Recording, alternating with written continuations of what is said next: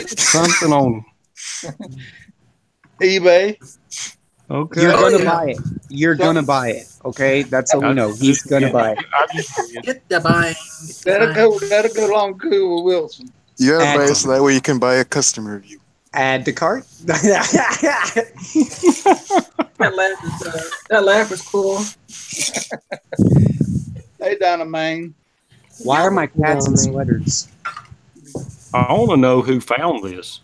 I did. She did. What were you searching for? Yeah, let's question her searching habits, shall we? We were just looking. It was me, Weeboo, and X, and there. I was sitting here looking for gift cards for sale on eBay that were used, or somebody had bought them as a gift, and I don't know how, but it just showed up when I was scrolling down, and I was like, wait a minute, is this for real? And it is. Yeah, something used for sale on eBay is clearly going to lead to some very amazing For dog results. shit in the jar. That's why I said dog shit in the jar. That's. Hey, At least Gene, they have it down as unbranded and used. Give them credit. Shit. Well, don't be like me and just go to someone's porch and shit on it. Yeah, you gotta get it on a jar and then bottle it up and make money. For some reason, this apple I'm eating don't taste as good right now.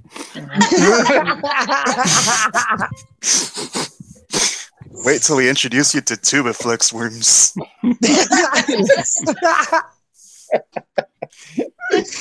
Right as you say that, there's just like a worm poking out of his apple. Oh no, it's worse than that. It's basically an entire mutated into one bean. Oh my god! And guess where these motherfuckers live in North Carolina sewer systems. Oh, let's see. I don't see anything in there. What are they called? Jar inspection time. Tubiflex worms. Or you could just put North Carolina sewer monster. I see some corn kernels at the bottom of the jar. Ugh. Happy birthday, Donna Main. I turned 53 yesterday, so. Oh, happy birthday to you. Here's another one. Pickled dog turkey. You've done all of pickled dog. Here's another one.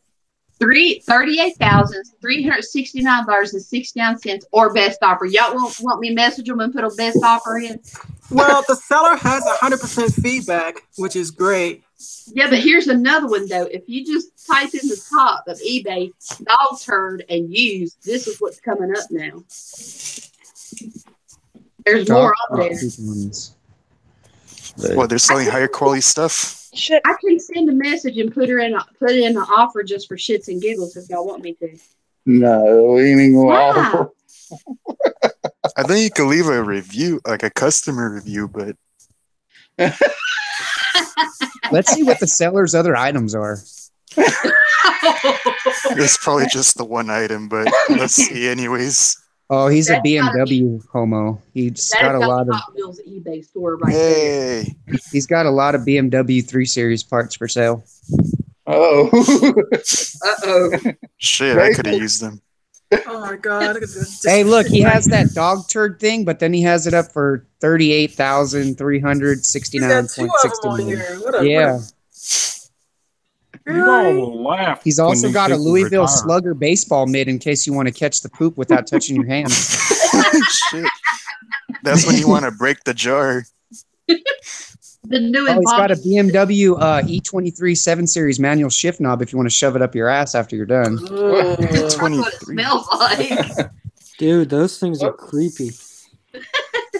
You can see his picture in the windshield when he took the picture of the E23 windshield. Let's see. Yeah, you see that shit? Oh, what a dork. Look at this guy.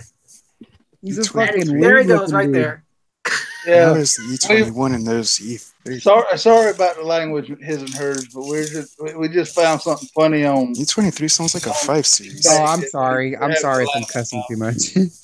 E23 is it's like an early 80s. He also has a "Don't Tread on Me" decal for $10 at the first of his page. For sale. Oh, it's a 7 Series. He's got parts for all sorts of shit. Lexuses, BMW. He's got interior vent ducting. Man, my Gixxer could use that. I heard they could use a lot of vents and Hell yeah, fans, they can. Hell, they could use especially around the rectifier area. Well, you better make sure if you're riding one, you're a mechanic, because if not, you're stranded.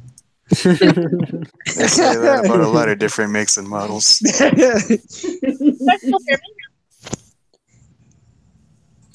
What was that, Seraphina? Oh, I just asking if you could hear me. Yeah, we can hear you. Yes. We thought maybe you were opening a jar, so. She's like, I'm gonna make my own fecal jar. Not a pickle jar, I hope. Hey, I'm you know out what's with sad though? Hey, hold on. I'm actually gonna show something because that guy, he's selling that for like $69, right? 69,000. Oh, 69,000, right? Hold on. So you're saying? Hold on, I gotta put on my camera. I can smell it. Make sure my ugly Ooh. face ain't showing. So you're saying this pickle jar can go for like $100,000, right? With shit in it? Did you pee in it? Wait, did you pee in it? that's juice. Look, Did you pee in the jar? look, That's- I got pickle juice for sale. You didn't What? pee in it, so it's not worth shit. Sorry. Oh, Oh, no, it's not I'm worth gonna- shit I'm because gonna- it's I'm gonna one up him. We're gonna put some Velastic Scholastic poop in here. no less. All right, drop trouser and start. Wait, hold on. Never mind. Did you just say Velastic Scholastic? Yes. Oh man, like the books. Hey, Great. it's my good old days. Being locked in a Hell room. man, it with was my good old days too. Sit there, read I this. remember I used to Scholastic have book. this book called Land of the Lawn Weenies. Oh, I'm not asking. My first book I ever got out of Scholastic was If You Give a Mouse a Cookie. With Oh, that's a poison on it. classic. That is a classic book right there. Oh, hell yeah. That is the Yeah. shit. Oh, and That's me whoever now. said If you give a man a motorcycle, he's gonna need some gear, and if you give him some gear, he's gonna need some gas. and if you fuck, give at him this some point, I'll gas- take a scooter. Asshole. At this point, I'll We- just go sub crazy. Hey, we should rewrite that book, but it's gonna be if you give a kid a motorcycle. Speaking That'd of, be fantastic. he basically Whoever takes that become Evil idea, Knievel. I'm copywriting it first. Ouch.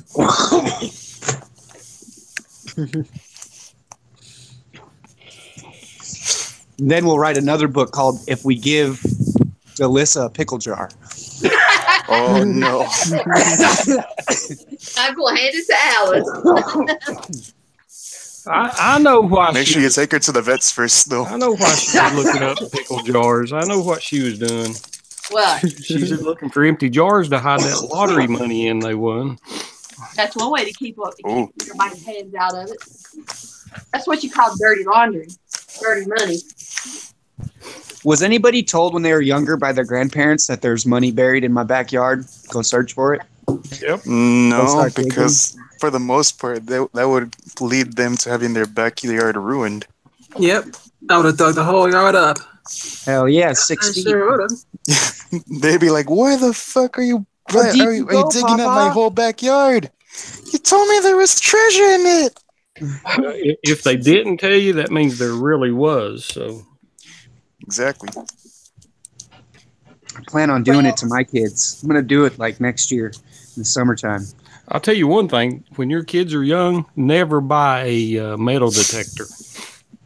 Oh, shit. I bought one, and my How son, I nice. forget how old he was, but I come home one day and the shovel, my metal detector, and a bunch of holes was in my front yard.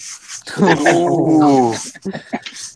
The front We, yard, too. It's like, God damn it, son, that was the copper piping for the sprinklers. Yeah, but you got to look at who you hang out with, Matt. You hang out with gophers and I don't. cave trolls. Let's and just stuff hope like that that boy didn't break or something. No, I just laughed because I knew I put all the jars in the backyard. Well, The mason jars in the backyard. I grew up with the cemetery in my backyard, and What? we still live there. It's metal But as as fuck. kids, we thought there was gems and jewelry in the graves. We were out there one day, me and two other kids down the road, trying to dig up a grave. My mom came out there and beat our asses. Oh, Mm. The hell you gonna do? You gonna dig me up like that when I die? Look at your mama say, yeah. Yeah. She just got her glass water big my leg. We're gonna embalm your body and have it in display in the foyer. Yeah. What religion does that? They do that for like a while, don't they? Or don't they like permanently embalm them to keep them in the house? Forever? They used to. Like in a glass. I don't know. It's some religion or some country over there, and then they keep them in a glass case. So I know Russia has it like for Putin, or no, what's his name? Lenin, but that's about it. I don't know where you're hanging out, but buddy, if you walk into my house and there's a dead body in a glass case, turn and run. Yeah. Because the next body that's going to be in there is going to be you. Yeah, because he got in the whip jar. Hold on, I'll be right back. I got to go check on these kids. I need to throw all these magazines away. Okay, I need y'all to DM me your addresses. I know what I'm sending y'all for Christmas Day. What's up? Oh man, all the male people are gonna hate you. A pooped field jar. Of course. It's funny, oh my gosh. Alice, did you shit in a jar and mail it to everyone? No. Alice did it.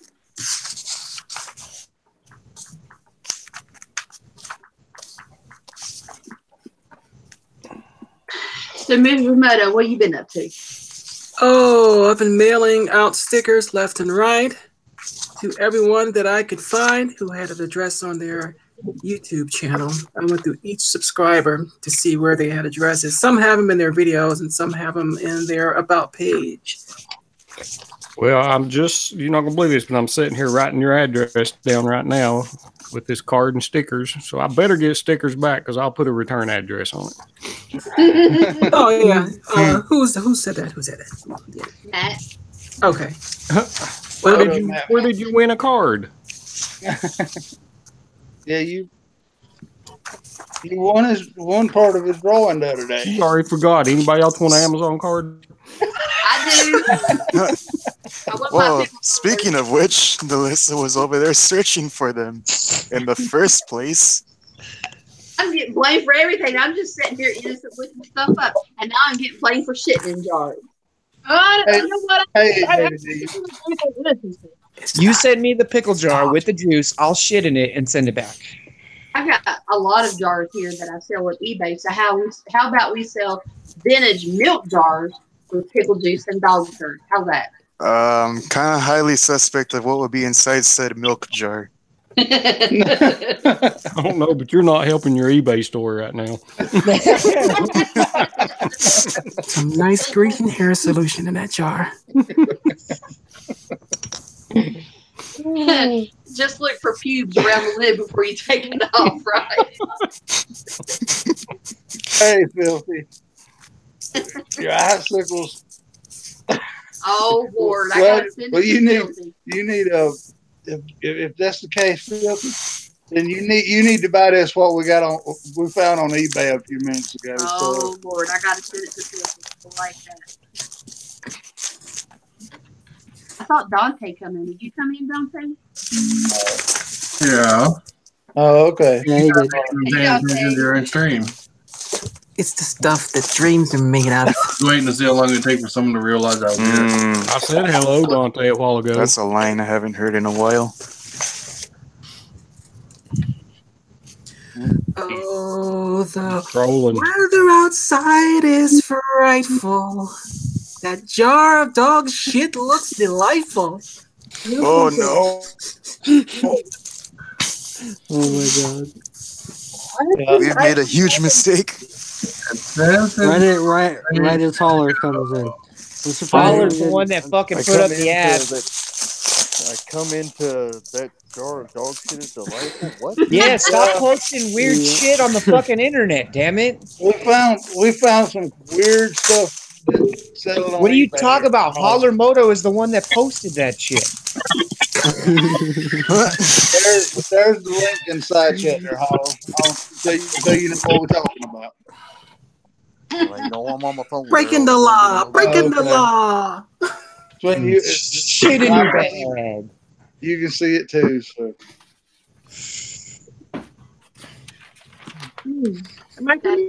Pickle shit.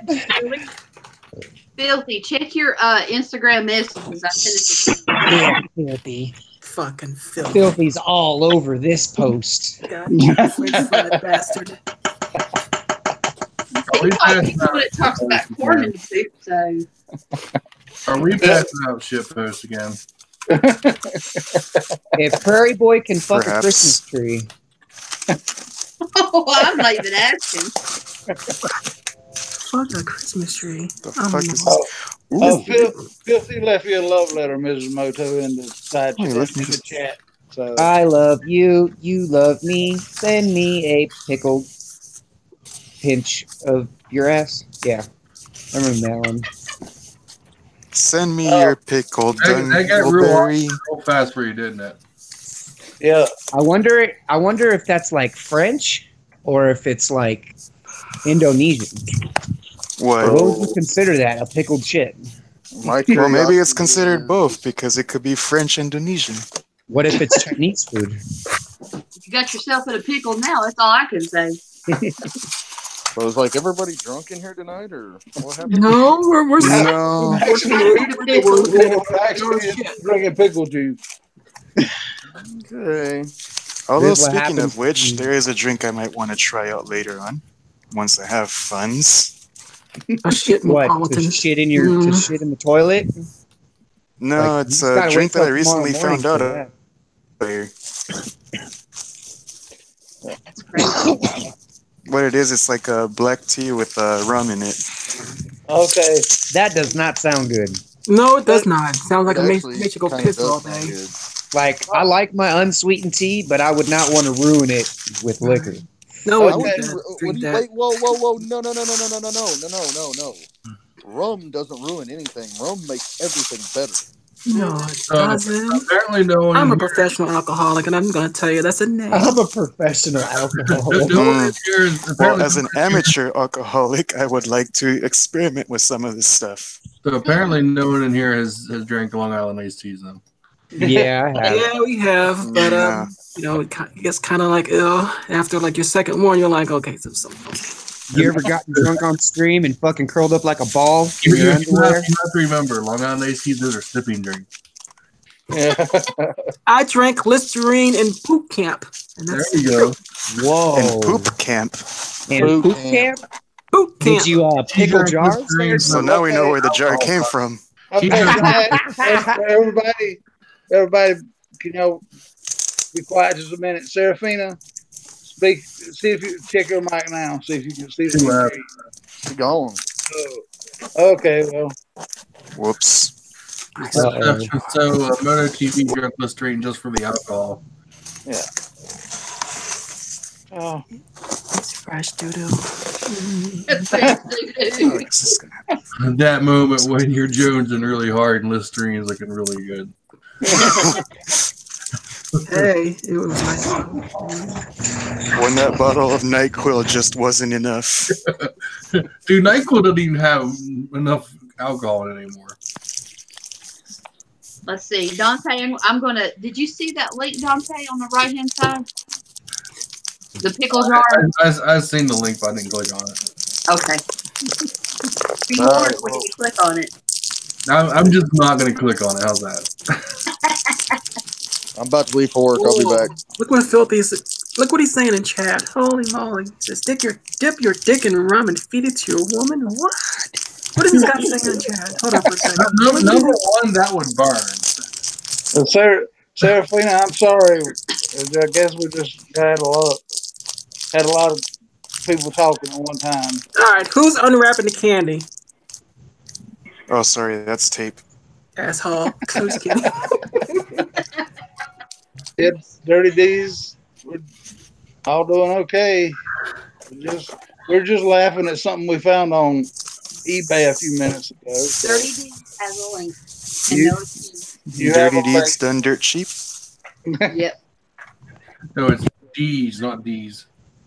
The D-E-E-Z. No, his name is D's, but the song is Deeds. yeah. Yeah. You know, D's like D's nuts. Yeah, that's what I was trying to be nice, but I didn't want to say these nuts because I'm trying to settle down from the pickle jar, but I can't help myself now. So I'm just going to say it. These nuts. I'll send her. Got him. These nuts in Hey, a pickle. Serafina. Yeah. Can you guys hear me now? Yep. Yeah, we can hear you now. Yeah, I'm in the garage right now cleaning the bike because I have it on the lift. I might as well get underneath it while I'm here. Which one are you cleaning? The F09 or the Yep. Here you go. I don't know if you can see me or the freaking. What can you see? See me now? Okay, you don't want to see that. Yeah. Why can I not see it showing on my camera? Yeah. I see a forehead. That's pretty shit. Why is this showing up green for you? Like, that is so weird. What the hell's going on here? Look at that badass bike. Is it turning green on your screen? No, it's not. It's more black It's here. clear. No, you can see it. you're just getting the overcast shadows. Alright, because it looks like it's green on my screen, which is weird. Yeah, no, that's what fine. I got it on my next list. And I was doing the oil and I had an accident yesterday, so there's that. I have to clean all that up. That's Are you doing some repairs on it or maintenance? No, I just need an oil change, but I'm confused as hell because it told me to put in a certain amount of oil, but it's not reaching the sight glass. So I'm not sure if I need to put more in. I can't stand that. That happens to me. And you don't know if you got enough in there, and you don't know if you should keep going. I just keep going till I see something in the sight glass. That's what I do. I mean, if you have it, Isn't that what the sight glass is for? Sight glass. Huh? If you have it set level, it should show on the sight glass. It's not on the sight glass at all, but I put in the exact amount which it told me to do, which is What oil did you put in it? I put in this oil. Yami lube is pretty much mineral oil. You can drink. Wait, what? So it'll be clear, real clear. Yeah. Yami lube is pretty much mineral oil. It'll be really clear. Oh, okay. You probably need to get a flashlight on that thing. See if you can actually see a bubble in there. I had a flashlight on earlier. It's showing in portable gear. I mean, if you measured the amount, have you started it yet? I started it and I let it sit for a little while. See if that would make it go back down. When you first added oil, was there anything on the glass at all? No. And I did a complete drain and I replaced the filter on the other side. Yeah. Well, after you run it, it's always going to be low because it's got to fill the filter. That's right. But Fill the filter. Get a flashlight, shine, and I mean, you're just going to see a line. Yeah, no, there's nothing there. Could you see it before you did the oil change? Did I see it? It's usually about half. It's usually up to the halfway. No, I mean, you could visually see oil before you did the oil change? Yes. It was black as shit. Bad girl. I didn't change it last year. Damn. Earlier this year, I should say. You know, I bought it in like early summer. So I didn't do the oil change until now. Well, one thing you can always do, and this is kind of the asshole roundabout way of doing it, clean out your oil pan, drop it again, and just double check your measurements. Well, the way I did my measurements, I followed the jug. The jug on it has lines up to four liters. Yeah. And so I did 2 and basically the 2 liters plus almost the 3rd liter. So I almost got 3 liters. When the filter changed, it's supposed to be 2.7 liters. Yeah, because it's going to take a while. But There's a lot of things in this bike that I don't understand. Like setting for my brake plug with one foot pound. I would take a flashlight, hold it to the glass, and see if there's any distortion at all. I mean, you should be able to at least see a line. Even if it's clear, you should be able to at least see a line. Yeah, no, there was nothing in it. Like I can see where the oil is just below it. Well, if it's just below, add a little bit more to get it on the glass. Yep, I would just add, half a quart, half a quart more. Well, you can't say quarts. She's from Canada. She doesn't know quarts. Oh, it probably won't even take that much. If it's right, just a few ounces at a time. If it's right at the glass, if you can see the glass. It's liters. You have to go liters. You can't go United States. Is that muzzle Mike out here? Yeah. Oh man. Hey Mike. Hello, Mike. Hello, everybody. Shut up, Mike. When in doubt, just add some pickle juice. That'll take care of it all. In the jar. Yeah. Hey, I don't know what he's heard. Heard the pickle jar joke. I think I'm gonna go to bed. Okay. Good night. Good night, everyone. Good night. I appreciate that. We're going to bed. Enjoy hanging out with you guys. Good night. Good night. Good night. I heard a lot of women like pickle juice. I don't know. Oh, this ain't nothing to do with women and pickle juice. I heard it's good for hangovers. I wouldn't try pickle juice, though. Actually, if you want to avoid a hangover, take 2 aspirin and slam a fucking Powerade before you go to bed. Just take care of the dog. There we go. Nah, like I said, if you want to avoid a hangover, drop a couple aspirin. There's muzzle, Mike. You and Minion ought to be able to see that. Read what we found for sale on YouTube, on eBay there a few minutes ago. Yeah. Yeah, and it said it's in our side chat there. Okay. But I can't see side chat. I'm on mobile tonight. Okay. Delissa. Yeah. Yes, dear. That's what I was getting ready to say. I was getting ready to say amen. Yeah, we was trying to figure out a name for what KTM stood for, and I thought, cool the motor, and Lisa said crazy training motorcycles. What she told me. So KTM stands for kick the motor.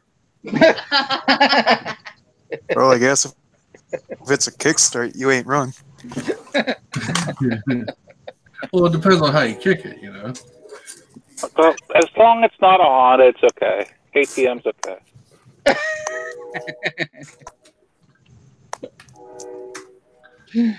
We got the pick on you there, man. So there's a. Hey, you know what? It's all good. I'm a good sport about it.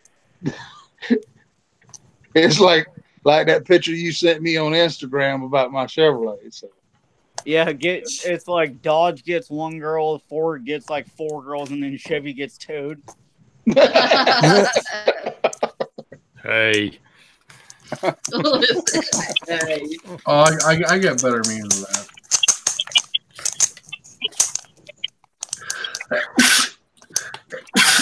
Bless you.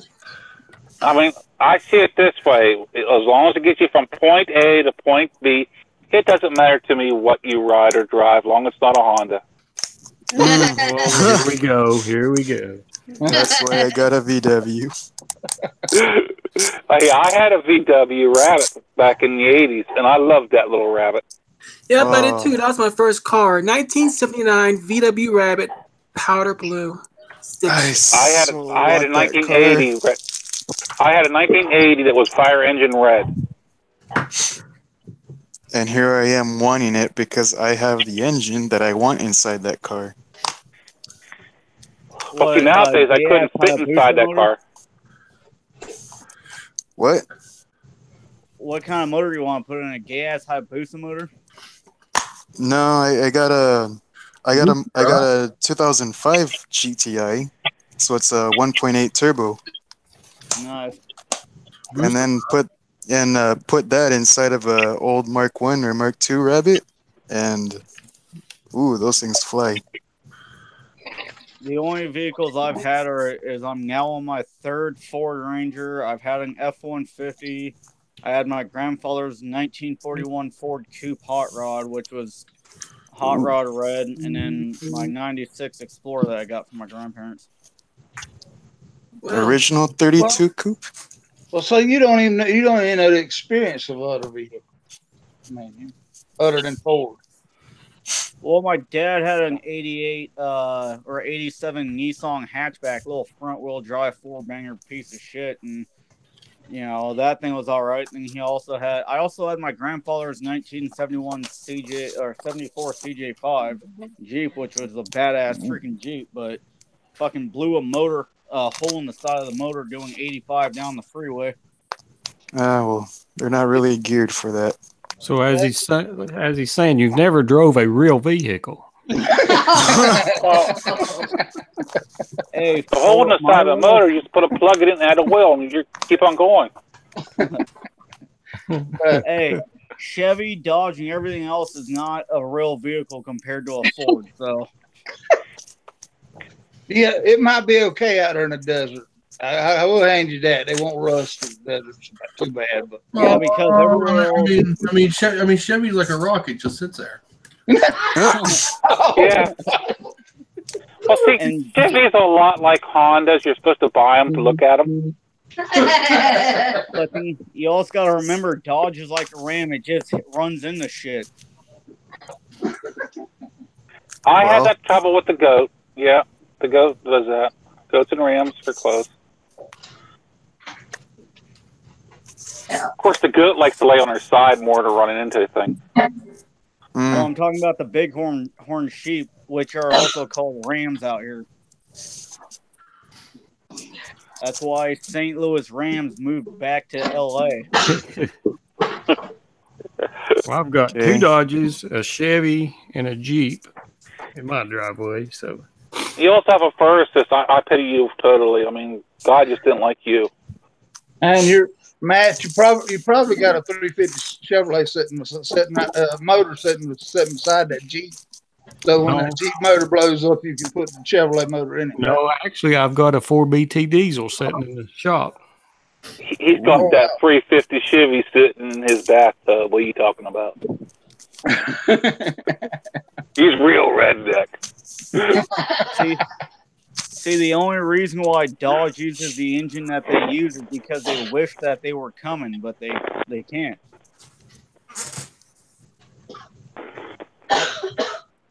I'm glad my son's not here. You talking like that about Dodge and his Charger.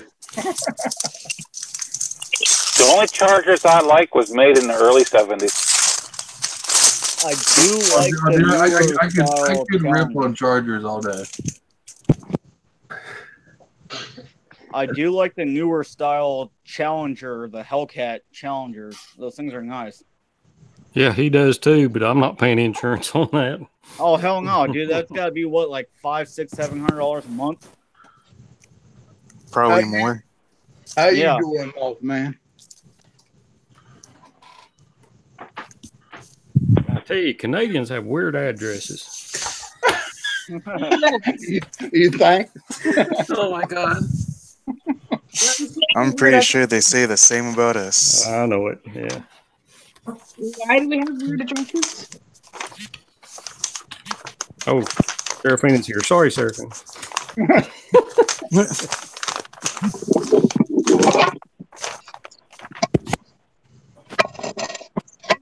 Why do you say that? Anybody know what she said? No.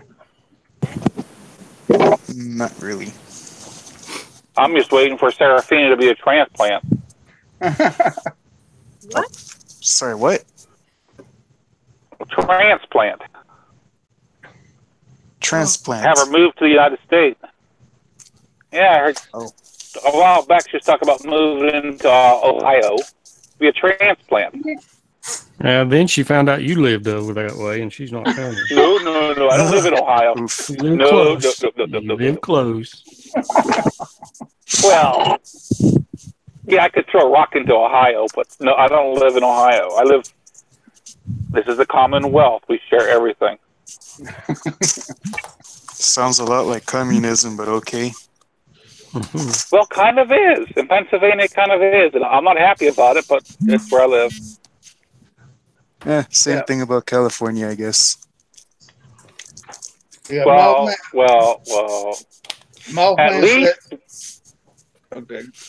At least Pennsylvania voted for Trump.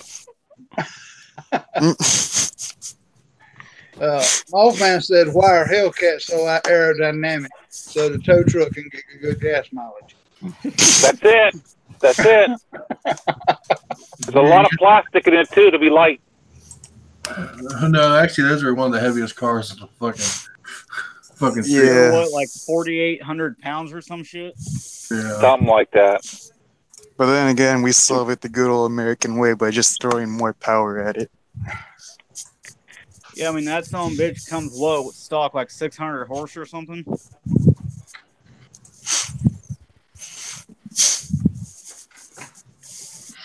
More power. Depends on the model. Well, let's just be conservative. Anywhere from 400 to 600 horse off the showroom. No, there's a couple even with 725 horse. I know there's one model come with like 500 and something. Yeah, I think the Hellcat's got the 707 or something like that, or the Demon, one of the two. Well, the Demon has the biggest one yet. Yeah, let's just go spend $80,000 on a 700 horsepower car and then go spend another 20 grand to get it to 1,300 horsepower. Yeah. I mean, that's No, like you're spending more than that on a Demon, especially for a track spec. You're spending more than that. Yeah. Well, being a Ford man, I would just go ahead and get a Super Snake. Be happy. I mean, honestly, like even like with these Ford Mustangs that have like 500-600 horsepower, it's kind of pointless. Like you're never gonna use that unless if you go to a drag strip or to a track or something. Hey, well, that's why I just that's why they're called crash things. I remember when they first come out with the Hellcat. That there's a story come out not long after a guy bought one and totaled it in 1 hour. Oh yeah. Oh wow! Really? Well, he can't control it. So he had it for a while. Yeah. 1 hour. That's a long while. Yes, so technically. People that buy those better know how to drive a car. He went 1 mile. Probably. Oh, heck, I had one of the wimpiest cars I think made in America back in '89. And it was a Mercury Lynx, and I had it totaled before I made the first payment. Mercury Lynx? Oh my god! Yep. The wheels are like they used to turn outward at the bottom. The axles are weak on them. I didn't have it long enough to experience any problems. You didn't have 22s on it. Oh, that thing! It was so freaking light. I mean, and the tires were so crappy on it. You hit the brakes whenever on dry pavement, and you were sliding all over the place. And that was going 20 miles an hour. I hated that car. I was happy to wreck it. I wasn't so happy going through the windshield.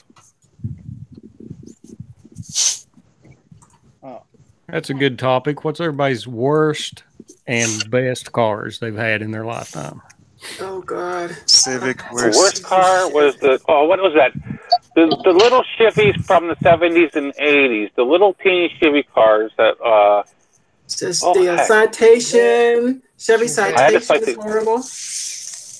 I had the size smaller than the Citation. Yeah, I had the Citation also. Chevette. That was the worst car I ever had. It was a Chevy Chevette. Those were good cars, though. Oh, I mean, beater cars, That car, yeah, it was beat. I mean, it drove the shocks right through the towers. It was big. I couldn't hardly fit into it. It was the worst car ever. It didn't have balls enough to get up the hill at all. That was the first car my older sister had, was a Chevy Chevette, and the floorboards rusted out of it. Yeah, it turned into a Flintstonemobile. The best car, I'm talking cars now, not trucks. Yeah. Would be my Chrysler Sebring convertible. Oh, those are pieces of shit. Sorry. I'm sorry. Mine didn't have the normal engine in it. It was actually set up for track. Ooh, and it just glided like no problem. And the mileage wasn't that bad. I mean, it got like about 15 miles to a gallon. It wasn't that bad. But it drove beautiful. I had to, whenever I got it, I had to sign a promissory note to get the loan for it that I wouldn't race it. Yeah. Well, how long did that last? Oh, I never raced it. But I got it. Well, you say that because we're on air.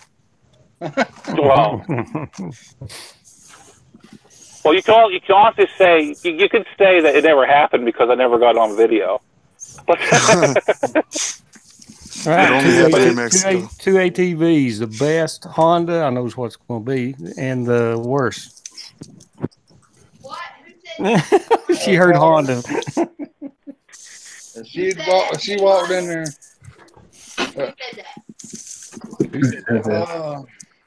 I seen a really good Honda one time. I mean, it was like seeing Bigfoot. It was sitting inside of the store being sold. That's how good it was. It still had all its pieces on it. It was great.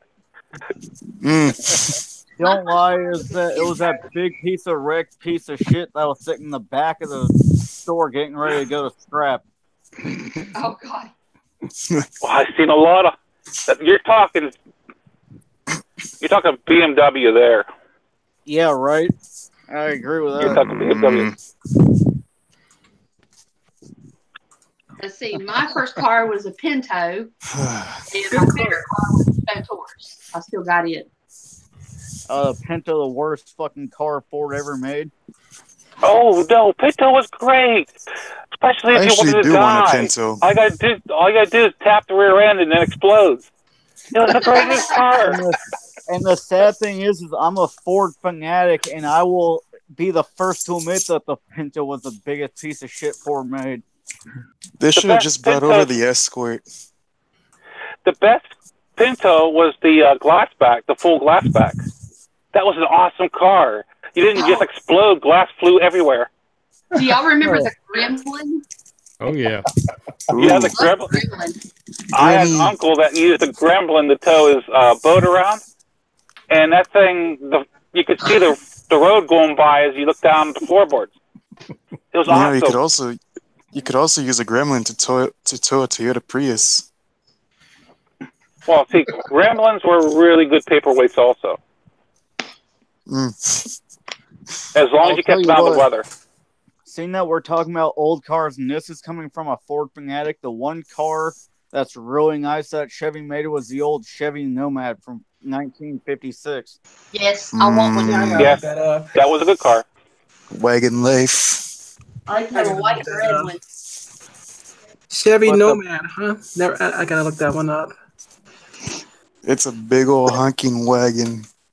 There we go. Those cars are badass. Wait, what?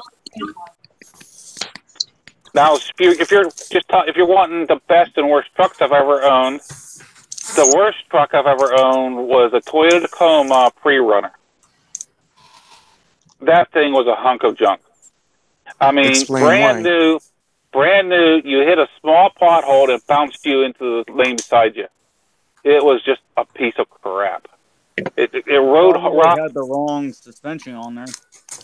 I grew up around the used up car business, so I can't give a fair answer on this. So. But the best truck I've ever owned would be my 77 Ford Ranger, which was basically the F-150. That would be my No, it was the F-100. Copy and paste that in the side. No, this is the F-150 size. Oh, yeah, because I know the F-100 used to be the Ranger, but it could have been the F-150 Ranger. Yeah, they changed that in 75. Okay. Yeah, see, I wasn't aware of that, but yes. Yeah, they did. They changed that in 75. I mean, I'm not saying that either one's better, because all the difference was the body size was a teeny bit bigger, and you could haul more weight. That's the only two difference. You know what I mean? Yeah, they were on the same frame. It's just like you said, the bigger body and a little bit more tow and carry capacity. Yeah. I mean, you really could interchange parts a lot of the times on it. Right. But that thing, the only thing stopped it was somebody popped the hood one night on me that was mad at me and put concrete down the radiator, and I didn't realize it and overheated it and took the train out of it. Damn, that sucks. See what kind of friends you make, Mike? Well, what did these you were my do in order neighbors. to cause such a thing? I think I irritated them because I changed the locks in my house to put better locks because they were drug dealers and they were breaking into my house, steal my meds. And they beat my dog. I mean, I had a child/Rottweiler, and he beat him to where he was scared of everything. Well, there you go, Delissa. There's your answer. Does it come with pickle jars? Just pickles. That ain't gonna work. Won't work. They ain't gonna work. Nope.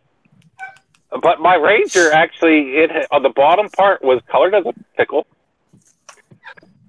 The top part was light green. It was two-tone green. Ford Ranger. My dad had the Ford 89 Ranger. Ain't gonna work.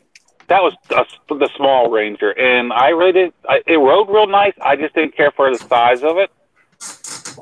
Yeah, whenever he passed away, my sister inherited it, and she ended up taking it to the junkyard because it wouldn't pass inspection because the frame underneath the bed, what's it called? It goes aside from it's a member going underneath the bed was rotted out. I bawled her out. I told her, I said, for $75, I could have ordered that member and installed it. Yeah, some people just don't know or don't care to ask. Donna Main, I mean, sorry to interrupt, but like Muerto, like you said, what was it that was rotting out? It was a cross member underneath the bed. And like I think if I'm right, like trucks like that, like they were designed where you could just like take certain things apart and like replace it like with almost nothing, right? Exactly. There's only four bolts. It was like a modular or something like that. There was 4 large rivets that was holding the cross member on. You drilled those out and you put the new member in and you just bolted it in. It was made to do that. And she basically treated it as if it was like a new car that was like a unibody. Well, she was told that it was rotted out, so she sent it to the junkyard. Oh. The truck ran beautiful. The only thing is, it was an 89, and you know how the 89, the paint didn't last on them. She didn't like ask anybody else. She just like went with that then. Yeah. And I told her, I said, you have a brother that's a mechanic. Why didn't the heck did you pick the phone up and say, hey, I was told this about this truck, because I worked on that truck almost its whole life. And I told her you could call me up and I would have said $75, I'll replace it, and you'll be back down the road, you know?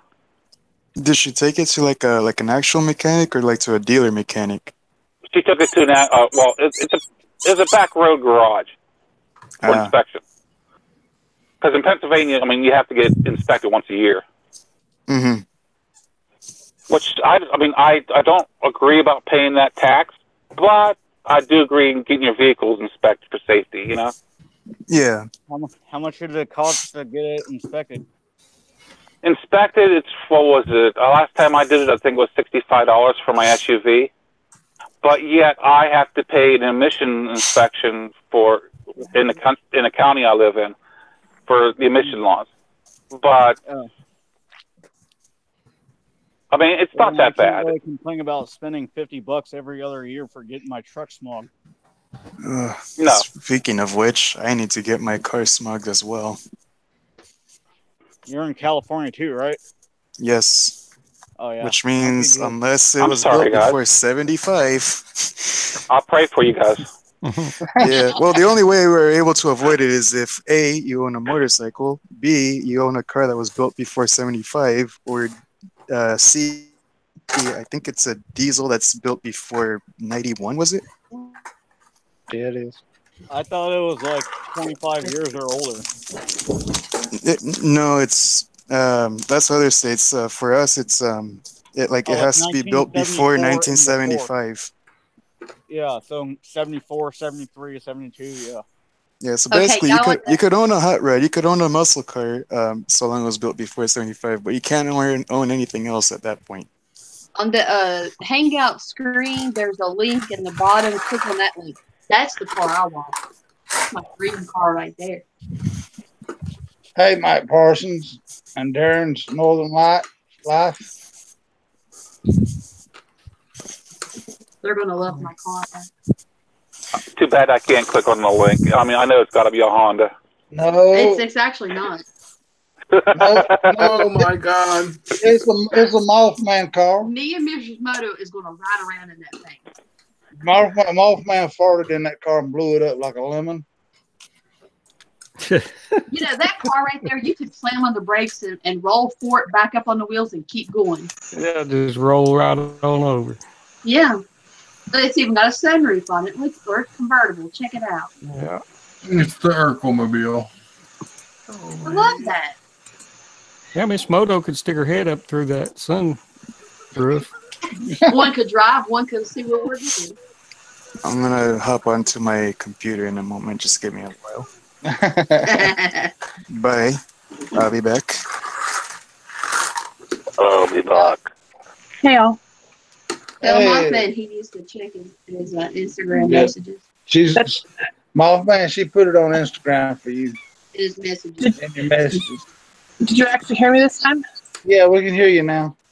Okay. Yeah, I'm on my computer. I came inside.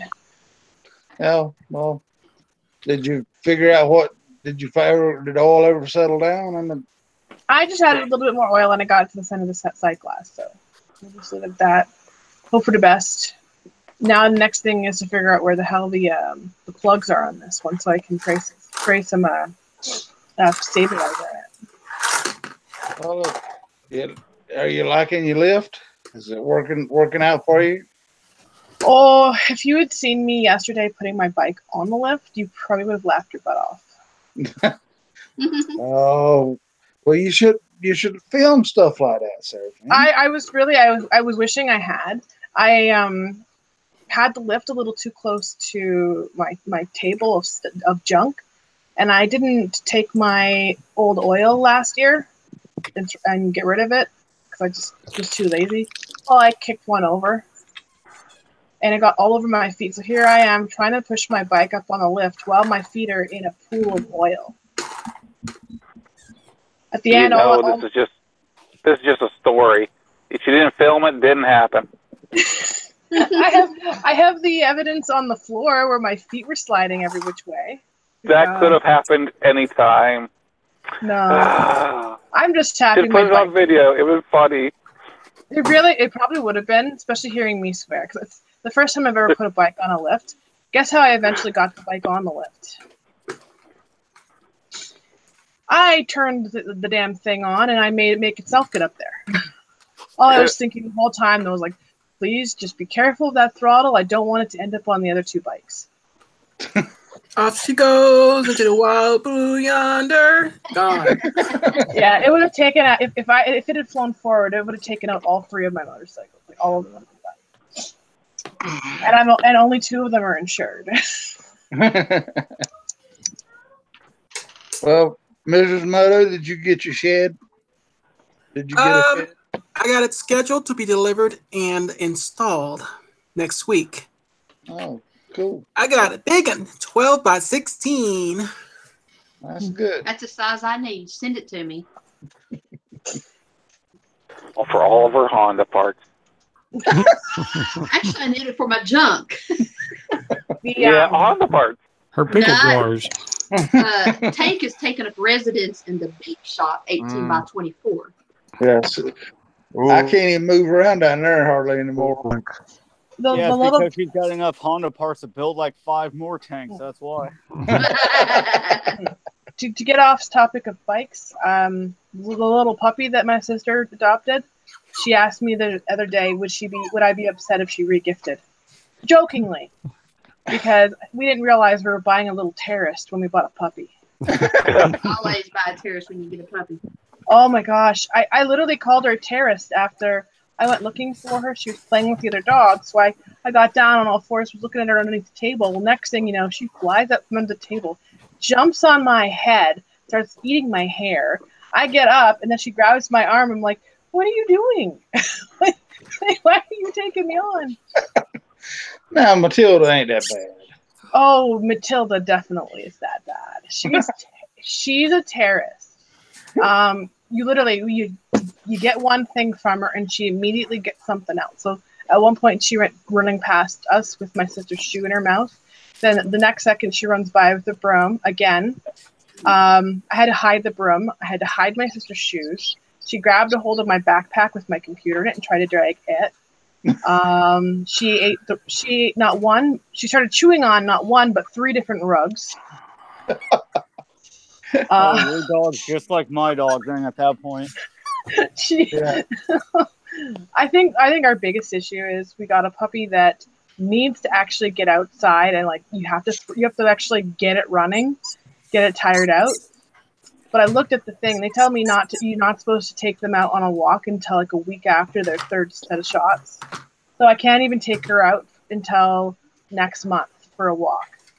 And I think we're going to end up going for a very long walk once she's out there.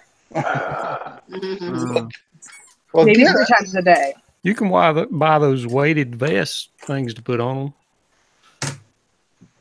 That might be interesting. As I go to Amazon right now. Slightly used vest. Oh, like I'm not even kidding. She's got so much energy. I looked at my sister. I'm like, I'm sorry. I did not know that getting a puppy would be this intriguing. Or just buy a bunch of string and 2 ATVs. You got a bunch of pickle jars they'd sell you. No, Make your own we'll pass weights. on that one. Make But your I'm own thinking, weights. Wait a minute. What about a doggy canine unit vest, the bulletproof one? There we go. They'll have some. I would say, strap it to a treadmill. It would be, it would be if hard we to find a could. small one, though. But they do make those weighted vests that, supposed to be like a workout for them. Hey, I'm just going to tell you right now, wait until your dog turns 2 years old, because I have 3 dogs that are all 2 years old, and they are worse today than they were a year and a half ago. Because of weighted vests or what? No, I mean, they're fucking hyper. Oh, fucker. Just like right there, they just fucking bit me. Well, looks like it continues.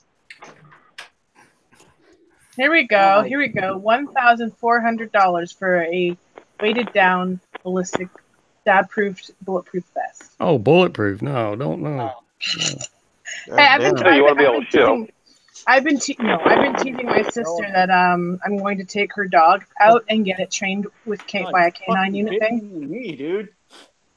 Shit, fucking cool your shit, dog. Oh, well, here's a good one for you that I didn't get on film, but it did happen. I went to pick up the little terrorist to move her to the couch. Well, the other dogs don't particularly like her when she's acting up, so they decided to bark. Well, Snickers, the little Boston Terrier that we have, who's also a terror at times, jumped up to try and bite the puppy and bit me on the inner thigh. If she had been any further forward, I would have been really crying. I was like, come on. Well, let's just say my dog just bit me in the inside of my knee, so I now have a hole in the side of my knee where I can store some dope if I was smoking dope. She actually broke your skin? Well, look, Almost. just be glad that it didn't aim a little higher. Oh no! What my It wants the smallest dog- pickles. No, my smallest dog is a Shar-Pei, and he's like 73 pounds.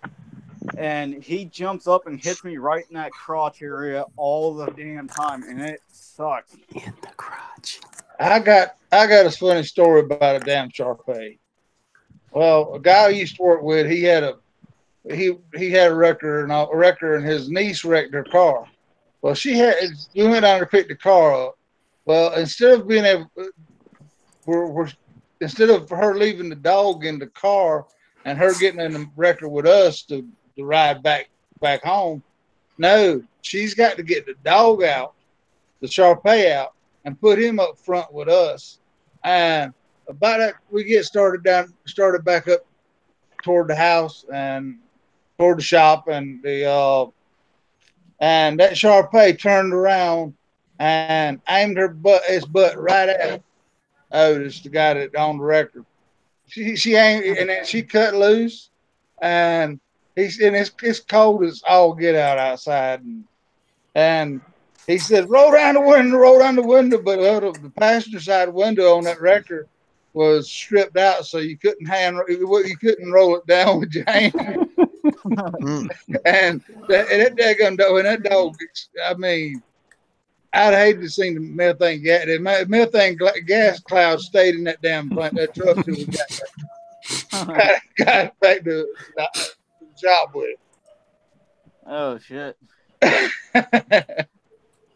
mean, yeah, I can't walk my dogs, and if I do, I have to walk them one at a time because none of my dogs like people at all. Period. They will literally bite the shit out of other people. But I have a 140-pound Rottweiler that's only a year and a half old. I have a 130-pound German Shepherd that just turned 2, and then my 73-pound Shar-Pei that's just over 2 years old. Wow. A lot of dogs. That's a big hole right there. Wait a minute, man. You keep complaining about your gas tank's not big enough on that KTM. Okay, well, yeah. Then just take the dogs with you next time you go riding and hook them to the front of the KTM, and you won't even have to use it. That's what I was thinking. I said, take them riding with you. Right. No, I don't want to do that because I got there's wild dogs and shit out here, and I didn't get it on film about a week or two ago, but I had 2 or 3 wild dogs like coming up towards me, and I had to pull my gun out of my pants and shoot off 1 or 2 rounds to scare them off. So, you know, even with the bike running, they come at you. The what? I think that's what attracts them, isn't it? The noise of the bike. Well, no, I just got done making a video, so I parked up underneath the bridge because it was kind of hot. It was like 85, and the bike needed to cool down a little bit, and so I parked up underneath the bridge for a second to get in the shade and get something to drink, and then the dogs came up from the wash from the other side of the tracks and started coming at me a little bit. I'm like, nope, fuck that shit. Are they like wild dogs, like old domesticated ones, or wild dogs as in like coyotes and stuff? Well, we have coyotes, but the coyotes usually just take off and run unless if there's like a pack of like 8 or more. But they usually won't mess with you unless if they're extremely hungry. But these are like actual like domesticated dogs that were like born out in the desert and shit from like 4 generations ago, and they don't know shit about people and being domesticated. Feral. Being domesticated, they're not afraid. Yeah, so they're feral dogs that, yeah. Miss Moto, what are you watching? We had problems with that whenever I lived over in Terre Haute, Indiana. I lived just outside. It actually was called West Terre Haute, and there was wild dogs all the time running around in packs. Yeah, same thing out here. I mean, I don't see them that often, but there's about in my general area, there's like 2 or 3 packs of them. They're like anywhere from 4 to 12 deep. So, I was in the suburb of Chicago one night and seen the damn pack of coyotes out there running around. You know, was in an industrial park out there outside of right outside the outskirts of Chicago. I said, I don't think I'm getting my ass out this truck tonight because I'd pulled up in a dead end street down there trying to take me to go home sleep a couple hours while waiting on the place to open up so I could deliver to them. So that's why you need a bushwhacker front bumper so you can just run them sons of bitches over. Well, they wasn't in the road where I could get to them. I was in a semi truck, so I'd have done too much damage to everything around me at that time. Yeah, that's true. It would have been fun. I don't think at that point you'd need a bushwhacker front end to take care of them with the semi. Oh, heck, whenever I was working on tractor trailers, the strangest things you would have fall down on you while you're crawling underneath there. I mean, parts of deer, bear. Yeah. Like, it was ridiculous. What I find weird about them big rigs is like the front end doesn't look that big on them, but when you take the hood off those fuckers, that front end looks like it's a mile long. Yeah. Well, see, the newer ones really don't. Most of them, whenever you talk the older trucks, there were some huge front ends on them. Yeah. And see, I like my favorite cab style is like the COEs, the cab over engines. But the problem is you don't have anything between you and the front end of the vehicle. So if you get into an accident, you're going through the windshield. You're the first one I've seen an accident. That's for sure. But those were better for going into.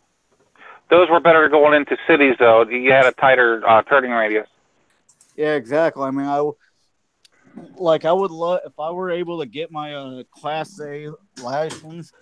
I would love to have the COE, but have it like the entire box COE to where like the front end would be like a motorhome, and then have a trailer on the back for like my toy hauler type deal, Yeah. Until you had to pay the fuel prices for that damn thing. Yeah, I was just thinking that. You can't. I mean, unless that trailer's pulling, paying freight, then I can't see spending that kind of money and the type of insurance you'd have to have on that something to make a toy hauler right. Yeah, I mean, I understand that. I don't know. I've always had that deal where I'd like to build a COE motorhome with a toy hauler trailer on it, but like you were saying, the insurance and shit's gotta be outrageous on something like that. Yeah, when you get in the commercial grade stuff like that, you got to pay out the ass and then some. Yeah, I mean, shit, my insurance is expensive for my 20-year-old truck as it is,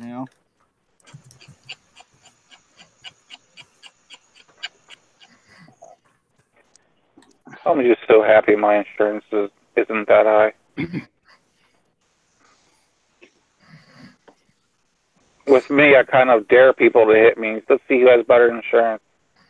I mean, I'm at that on the edge of that age where my insurance is dropped like a rock. I mean, I'm only spending maybe $300 a year on insurance for all my vehicles.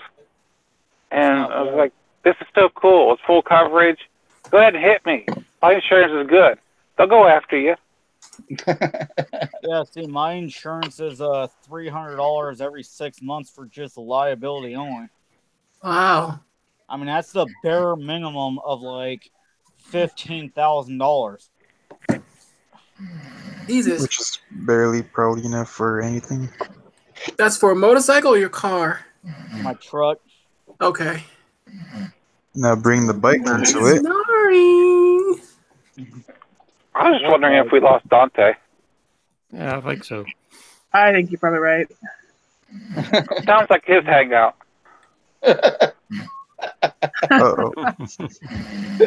Oh, poor Dante. We need to get that train to come by his house and wake him up like he did the other night. Yeah.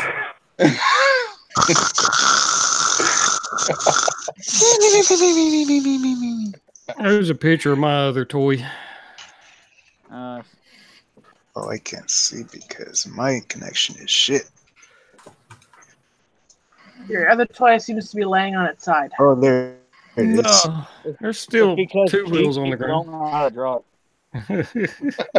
He treated that like he treated his KLR. He just threw it on the ground. Donna Mae was in the side chat talking about one of the best vehicles he had was a 95 YJ, and I thought I'd throw that up. That's mine. For vehicles, when you asked that question earlier, I only have had one car. Well, I guess we found your best vehicle then. And my worst, unless we're allowed to include vehicles, because I'm sorry, motorcycles. Yeah, it was what was your best and worst vehicle? So if you only had one, I guess it's both. Well, the best part about it was it looked awesome and had the most room. What was wrong about it was it had the shittiest electrical system in the world. Freaking Pontiac G6. Well, that's the reason my worst vehicle is what it is. What the reason? Electrical problems. The worst vehicle I ever owned, and it's because of electrical, was a 95 Porsche 944. Ooh. And you talk about electrical nightmare. Well, anything European is going to be an electrical nightmare. Well, you know, any of them sports cars like that, Matt, you know what they say about them. Start with. There's only two good days in the life of a sports car. That's the day you get it and the day you get rid of that bastard. Yep, just like a boat. Yep. Just pour a little pickle juice in it. It'll be fine. It's German, so I think you're supposed to throw in some sauerkraut juice. Now they will run, but when they're running. Yeah. Yeah. We had a daggum. The guy working for the same guy that had the record service. Well, he bought a old Volkswagen Beetle. We didn't know what in the heck we just thought it was this old hippied over Volkswagen Beetle. I mean, it had stripes all over it and all that stuff.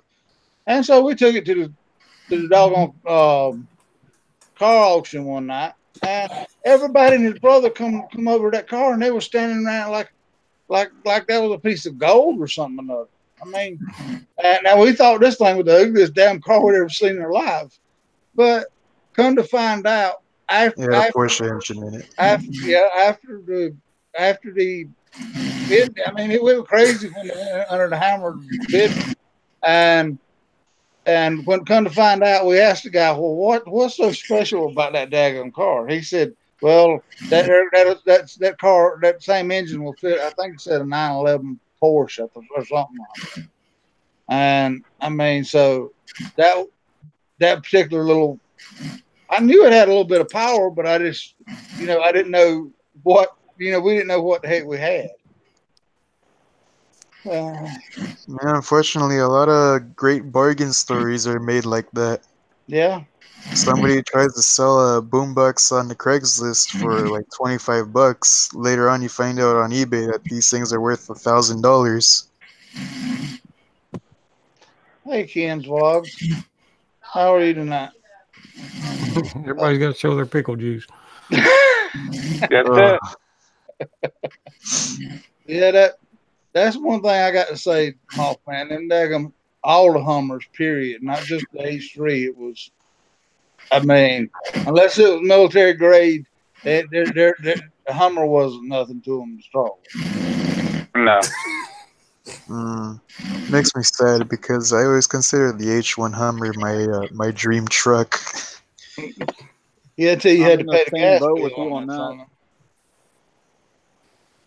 You get maybe two light poles to the gallon with it or something. Well, in my eyes, the only thing that really made the Hummer popular, other than the military having it, was Arnold Schwarzenegger had one. And I'm Actually, like, I never cared for the Hummers.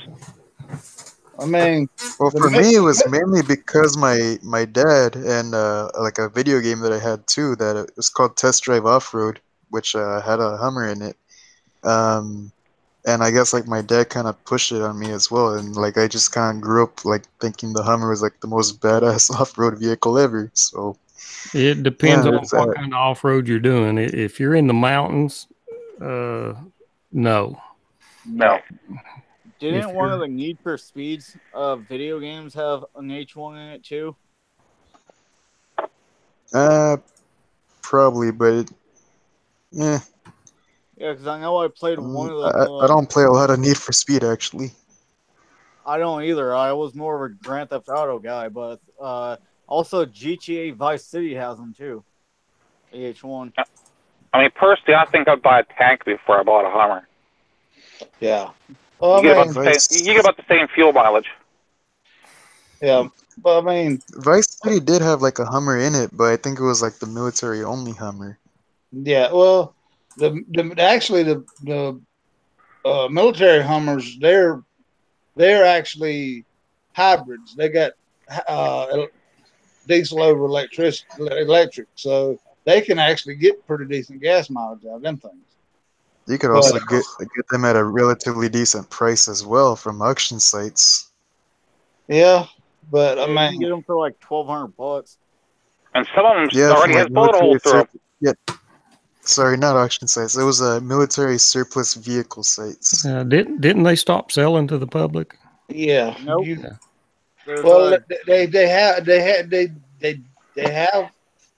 of, the thing about the government Hummers is they got a lot of proprietary stuff that you can't buy parts of. Right. So yeah, I mean, and I don't think they're street legal in California either. And the government will not. I mean, you can't buy the parts for to redo them afterhand. And I mean, now they're taking. There's places, and I used to haul them Hummers from when they come off the ship where they've been overseas, and I'd had to haul them out to Red River Army Depot out there in in Texas, and they would rebuild. They were either rebuilding them or junking them out because they come out with that new thing, that Buffalo or whatever it is. They're not even actually replacing the Hummer anymore. They've always changing everything over to that Buffalo or something with the wedge bottom underneath it because of the landmines and stuff.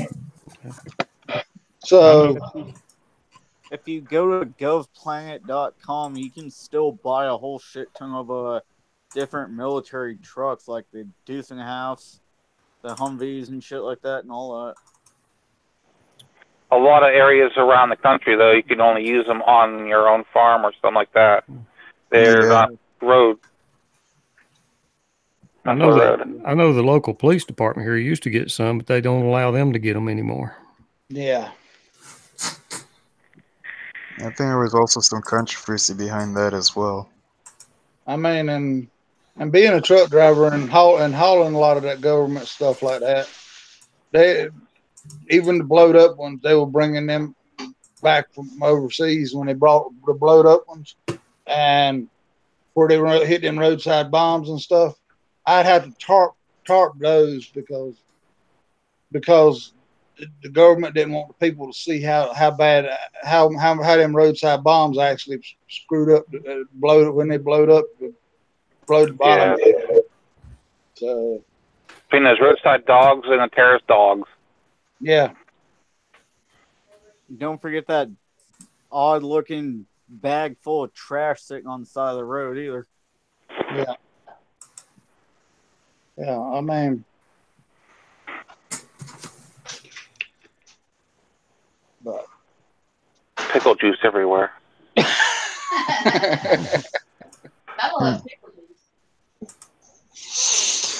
So much pickle juice. No, I wouldn't mind buying a service KLR that had the diesel. Well, it's actually called multi-fuel. That had the diesel engine in it. That would be a nice bike to get just for in the mountains.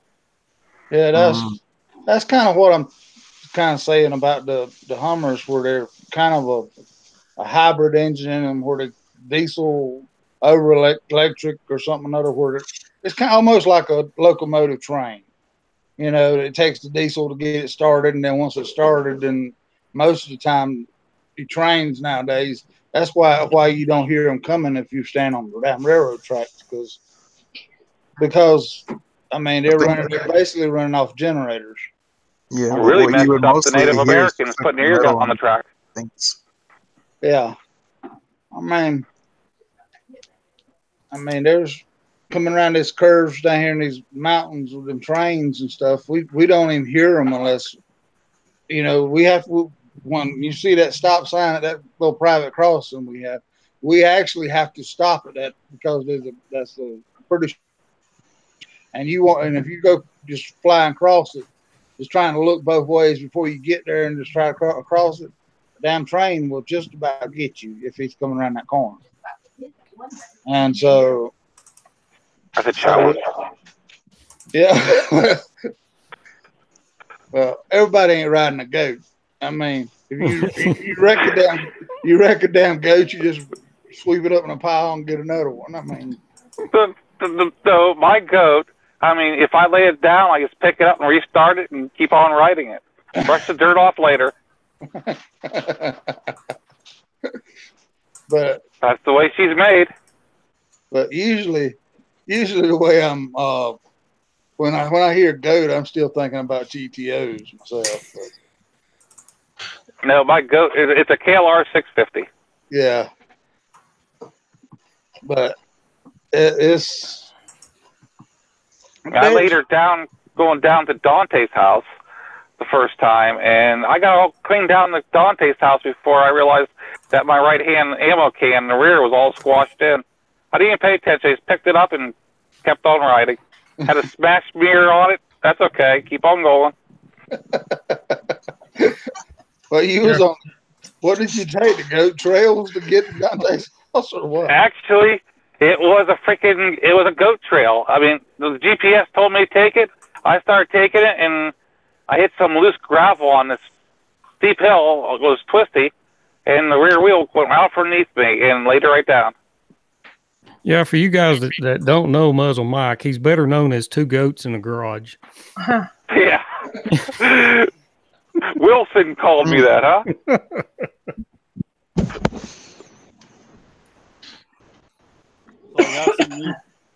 Or was that the Gopher's son that called me that? I don't know which one it was. Now, Minion, I got a question. Yes, sir. All that land that you have to ride on, that's all public land, correct? Half of I think it's more or less BLM for the most part. I'm not 100% sure, but I know there's some parts out there that are BLM, and if you're out there riding and they see you out there on those certain parts, they will write you a ticket. But like where I ride right there by the freeway and the train tracks, I'm not 100% sure if that's BLM public or if it's owned by the railroad, because I've had people tell me that if the railroad police see you right there by the tracks, they will give you shit sometimes. Well, the railroad has right of way out so far. Yeah. Yeah. So. And I've also heard that as long as you're like 15 feet or farther away from the tracks, you're fine. But I'm pretty sure that, somebody from, like, every time I see a train go by, they all seen my bike sitting there, and they seen me wearing my helmet or whatever, so they know I'm not there messing with their shit. So it's not like they're going to call the railroad cops and harass me and shit, Yeah. Well, you know how lucky you are to have all that property to ride on, don't you? Yeah. But, I gave up my dual sport for that reason. I mean, around here we have plenty of mountains. I mean, all kinds of fire service roads, everything. But right now, I'd give anybody $100 to go out and find one that the gate's not closed on. That's the way it's gotten around here. I mean, the only place that's actually good to ride the dual sport, use it fully, is a little team park they built for off-road bikes. But it's so bad to ride through because people just tore it up. It's not worth it. And you just ride in circles. I want something I can actually see and venture into. But they closed all those roads out. They're all gated. Well, that's kind of our problem down in South Carolina. I mean, I did a blog on it, pissing and moaning about it, but it wouldn't be no good. But I did it anyway. But there's state forest land down there, and the county I live in down there is, I'd say there's probably 200 miles of dirt roads in that county. I asked the question, why are the cops out here on these dirt roads messing with four wheelers? And I mean, I would gladly, if they would let us buy permits, I'd gladly pay a permit fee every year just to be able to ride my ATVs on those dirt roads. But then you all of a sudden you got the clowns that's gonna get out there and spin circles and everything else in them and tear them up. Well, see, out east in Pennsylvania, there's actually a large, I can't remember the name of it. It's a large state park, a forest, that you can actually buy like a weekend permit to ride through with your dual sport, as long as you stay on the paths and stuff. And there's actually campgrounds where you can camp out on the weekend and stuff, everything. It's actually a real nice setup. I've actually been down there with a friend's four-wheeler. I haven't taken the goat down there yet because, I mean, personally, I want to ride with somebody if I was on two wheels. That way, if I ride off the hillside, at least they can report it. Yeah, they have those here too. But I mean, one of them, well, both of them is 2 hours away from me. Now, there's one up in Mountain City that, I mean, I can't take my Jeep, but they allow side-by-sides and four-wheelers on. Yeah, and then there's down in Southwest Virginia, down toward Bristol, there's ATV trails down there called the Spearhead Trail System. Yeah. And then also once you cross into West Virginia, in the southern half of West Virginia, I mean, they got trail systems all over the place up there because when Obama basically shut down all the damn coal mine, they had to do something to put people back to work. So, well, see, in West Virginia, you got all those hillsides, but there's trails of the hillside stuff because they want you to go in there because the cannibals are getting hungry. Yeah, the natives get restless, but gotta feed those cannibals. But I mean, those. Oh, no.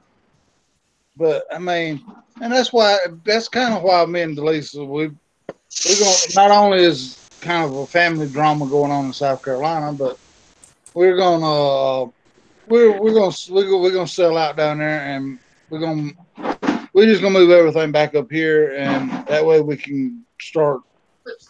Then we can take the four wheelers and go different places than just this little.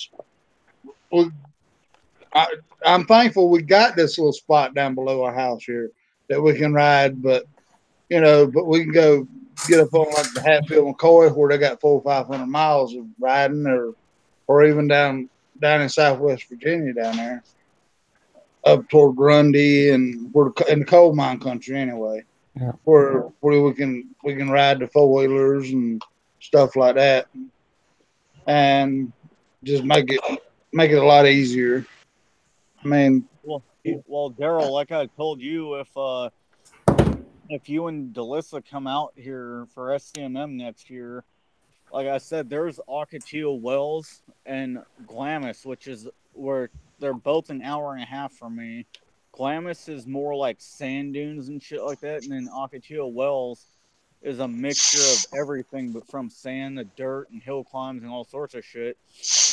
And it's all open. Like when you get out there, you feel like you're by yourself, and you realize how small you really are when you get out there. And if you guys come out here next year for SCMM and you drive and bring your quads and stuff, I'll take you down there and we'll camp out for the weekend, and y'all would just love it. He just wants you to carry gas cans. Yeah. Hey, Nobody's my carrying the gas cans and the food. Yeah. My truck's big Pickle enough juice. to carry my dirt bike and Pickle four. refreshment. Well, I just, Yes. I mean, I'd just like to get out there with these four-stroke four-wheelers and show up that little two-stroke you got. But, I mean, Hey, you know what? Cletus would kick your bike's ass like a mother lover. I just want to sit and watch the trains go by. That's all I want to do. where instead of having a little bumblebee motor going on down there, you know, it just teasing. Y'all seen my last video that I just posted, I think, yesterday, right? Yeah.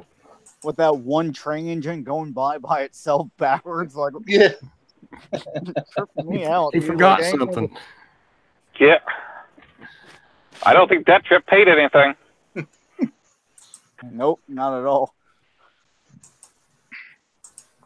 The engineer had a hot date and he couldn't wait. Pizza run. He couldn't wait for them. He couldn't wait for him to get his loads ready. No, his load was already. His load was ready. He was just waiting to drop it off.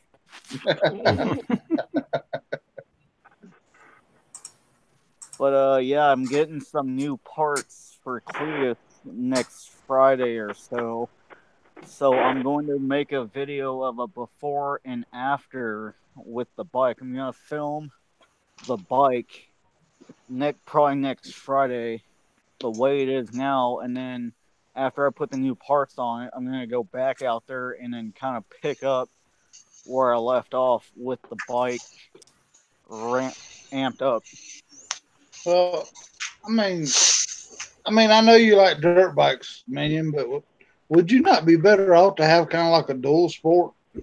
I mean, you're not doing vroom vroom Danas and throwing the bike off with rocks and all that stuff, or Joey Mac.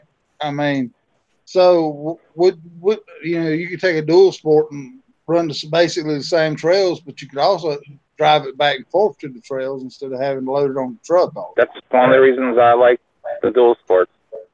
You know, the thing is I would love to have a KTM dual sport, but the thing is I'm too short for those things, and even with the lowering link, I'm still too short. Like with my bike that I have now, it's as low as it can go, and I still have a hard time like tippy toeing on that bike. So a dual sport. I see. You're vertically impaired.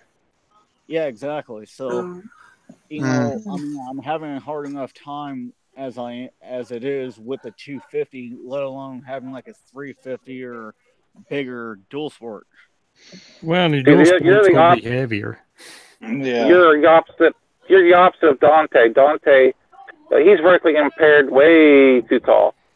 I mean, he makes the dual sport look small. Like, whoa.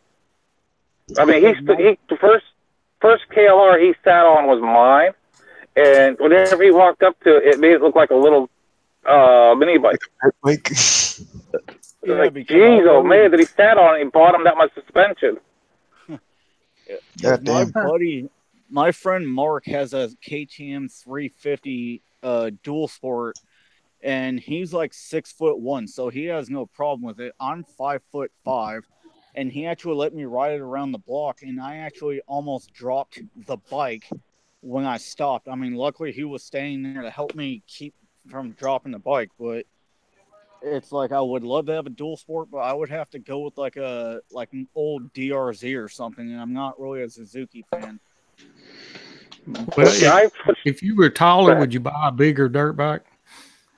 If I was about 6 foot, yeah, I would probably buy like a 450 or something. Okay, you need to learn how to get on one. I mean, I've seen little people riding motorcycles, and at a red light, they stand up right before they stop and then step off of it. Yeah, I've seen that. Get on it like a horse. Yeah. I've seen a video like that before. And that's another problem is I don't want to be riding down the street and have to come to a stoplight and then have to keep jumping off.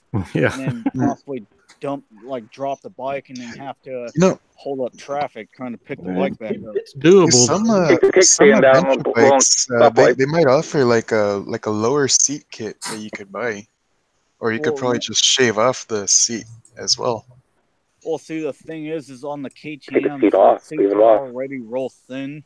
Or they're real small anyhow, and they do have a lowering link for the dual sports, but it's not a big enough lowering kit to where I can actually get on and off the bike. I mean, I'm literally having like hip cramps from fracturing both my hips just trying to get on and off the bike.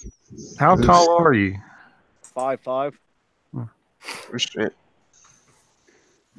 Yeah. Yeah, I think I actually did meet you.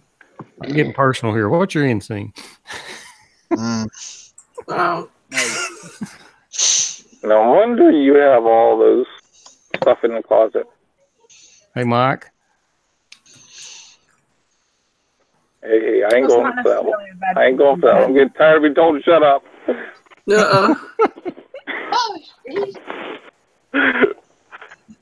I think it's a legitimate question because then you can figure out exactly how tall the bike needs to be for the bike. Yep. Right. I was going to look at seat heights. Shut up, Mike. Yeah, I was going to say you could look at the FC09 except for the fact that I'm 5'8", and every so often it feels like it's almost too tall for me, but it's not. It's the perfect height for me. But if I don't, I actually can't flat foot it on most days. Usually I have to ever so slightly tippy-toe it.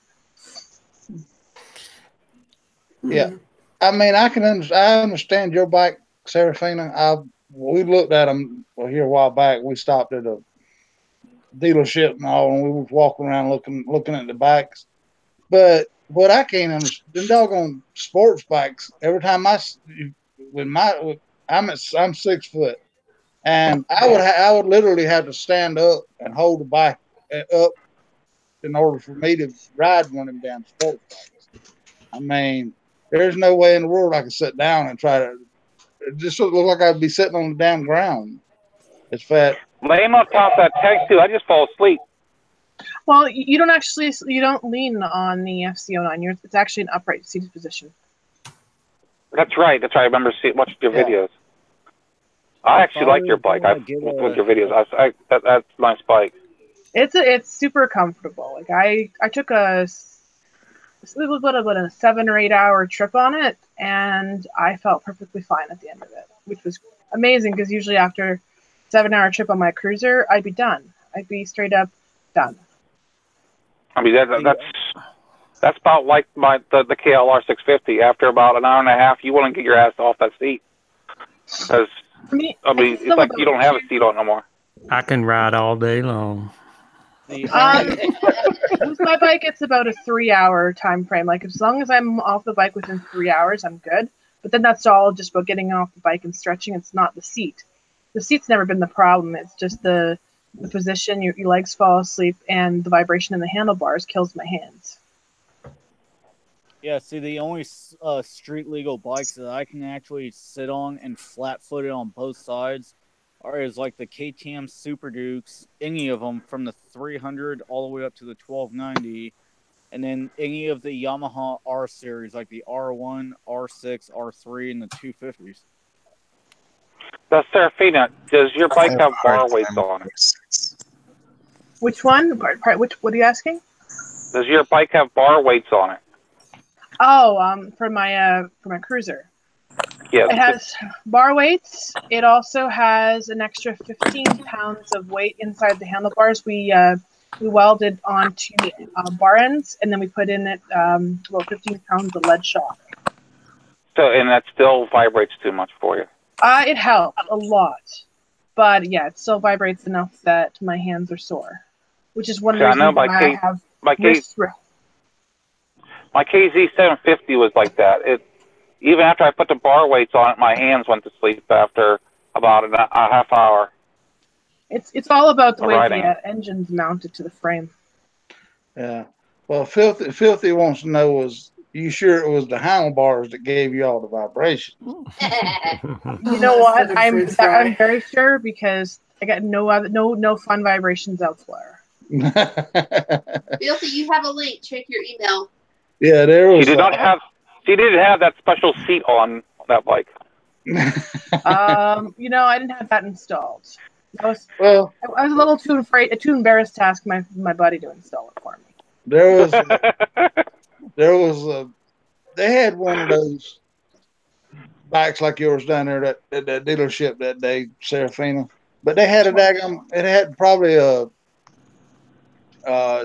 2-foot stretch on the back of it, trying to make your type bike look like a damn Hayabusa or something. Oh, yeah, the FCO9. Yeah. Yeah, I mean, because they had the. It was they had the used bikes, some of the used bikes sitting out front of the building, and they had that stretched out one out there, and then they had another FZ09 right behind it. So, in other words, basically, you could look at them and tell the big difference on them. So, but it was funny as heck to see that FZ09 stretched out.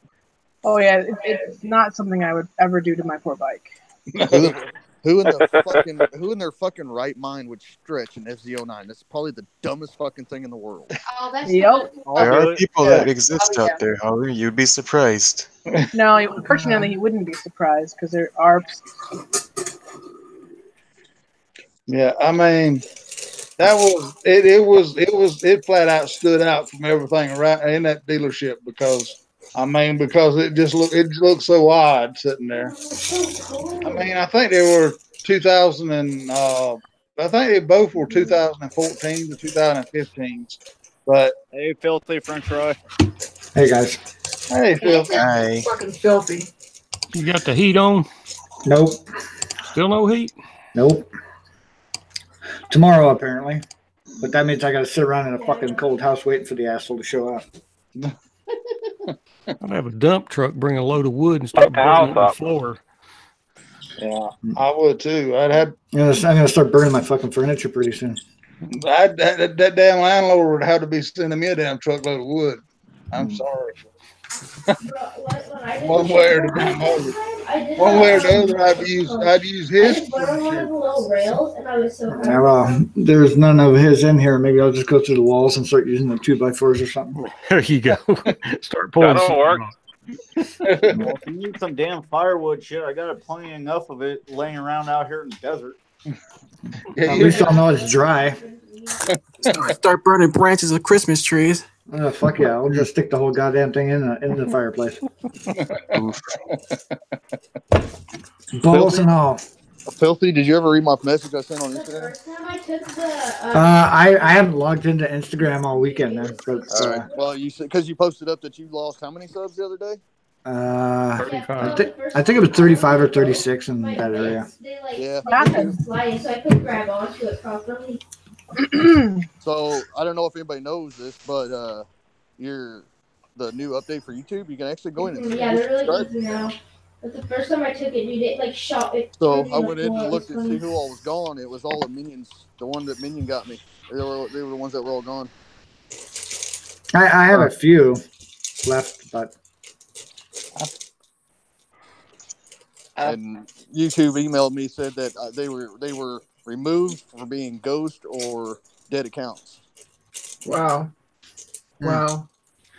They did that a year or so back too, because there's a lot of guys I used to go jeeping with. They had channels, and when all that broke up, they quit posting, and a lot of them's channels gone. Yeah. Damn. So that reminds me, I gotta get off of here and post my the ITL that was supposed to be up there yesterday. Well, I think it was actually 40 for me. I lost 40 altogether. Because I was at 4. I lost 1. 407. And I'm not subbing back, Mike. Where did you lose? I'll come down there and flatten your tires, dude. I don't know. They must have already been, my numbers were jumping around a few weeks before this, but in actuality, when they sent that message out that they were gonna delete stuff for the Friday and Saturday or whatever it was. We actually gained 2. So I mean, You guys are special. You're welcome. That was my stock account. Oh, okay. Well, at least when you put up your fake accounts, at least go in and watch one of the videos, and at least don't look like it's a dead account. So. Well, see, I watch your videos, but they don't have the one finger up button.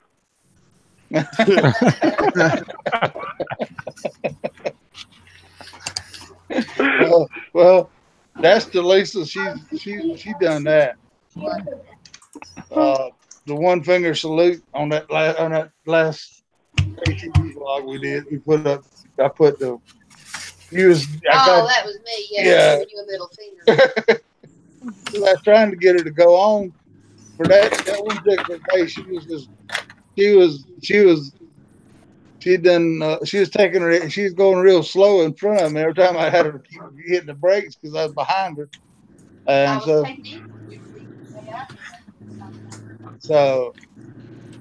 but I had like I was gonna push her. I did edit out some of it there. What happened down through there? But so how you doing, Filthy?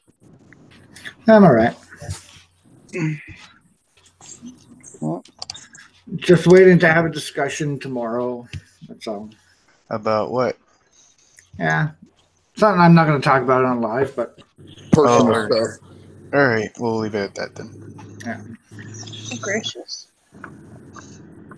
So I got John has been freaking busy as shit. right here. I just wonder what he's doing. yeah. I just looked on here to see about our list of videos. Sean's been making some videos, and from what I can see, he's already got 7 scheduled. Oh. Wow. Holy That's shit. cool. You can tell he's feeling a little better.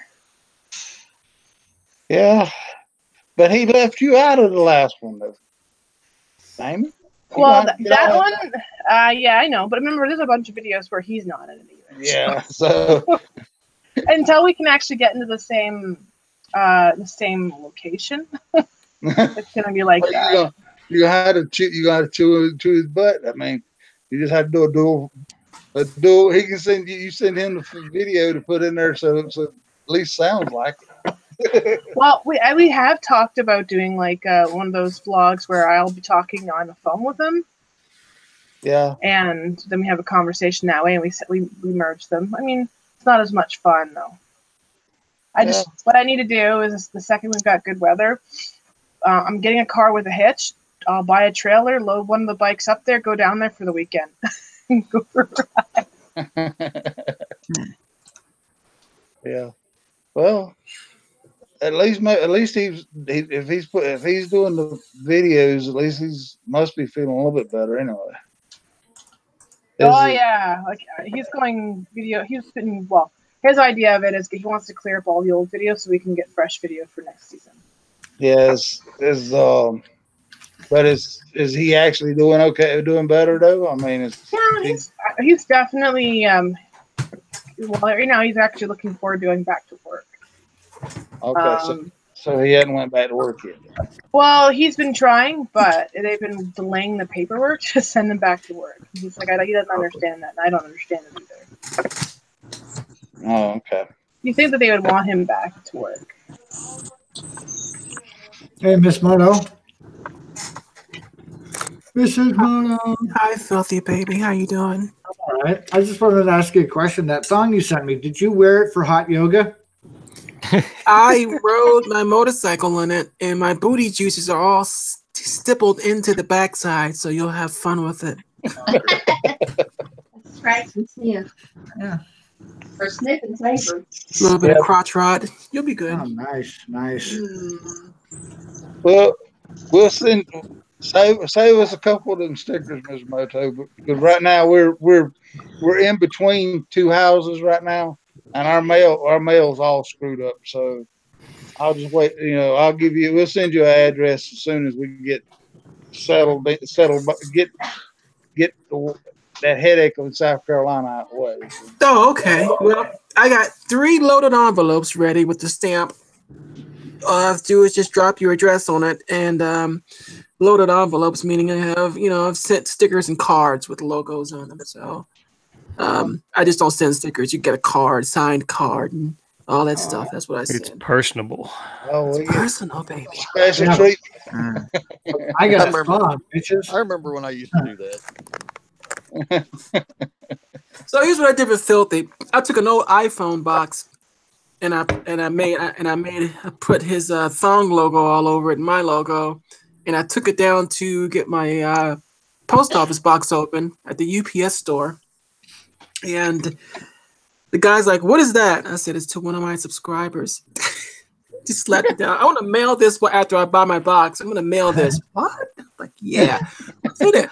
French fry with thongs. Oh, I'm not going to ask. I said, you shouldn't ask, but you can watch my YouTube channel. Okay. Yep. So that's how that happened. So lots of mail went out. So I sent like 11 things out so far. I think 11 sets of stickers and envelopes and cards. So if I don't have your address and you want something, let me know. You message or something, and I can get your address and I can send it to you. Oh, I want something, all right. Well, I'll drop yours in the mail tomorrow, and let's see.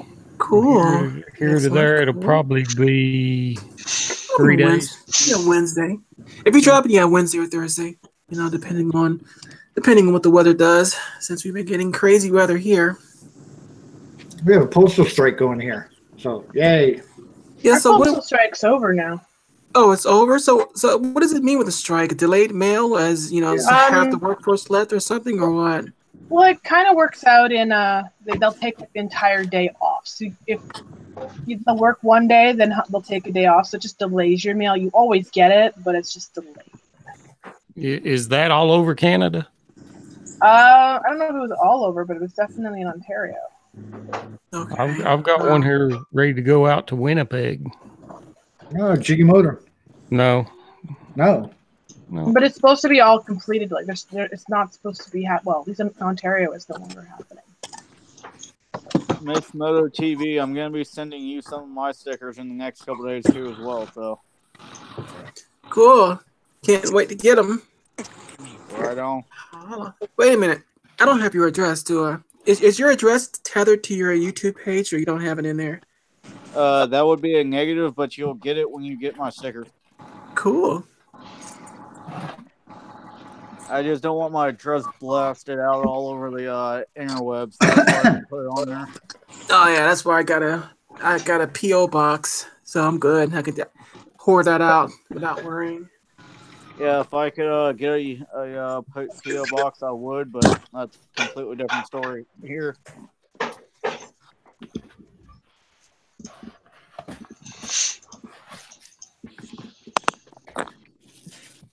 Cool stickers. Yeah. My wife thinks I'm crazy. 53 years old and trading stickers with people. Yeah. I got stickers today.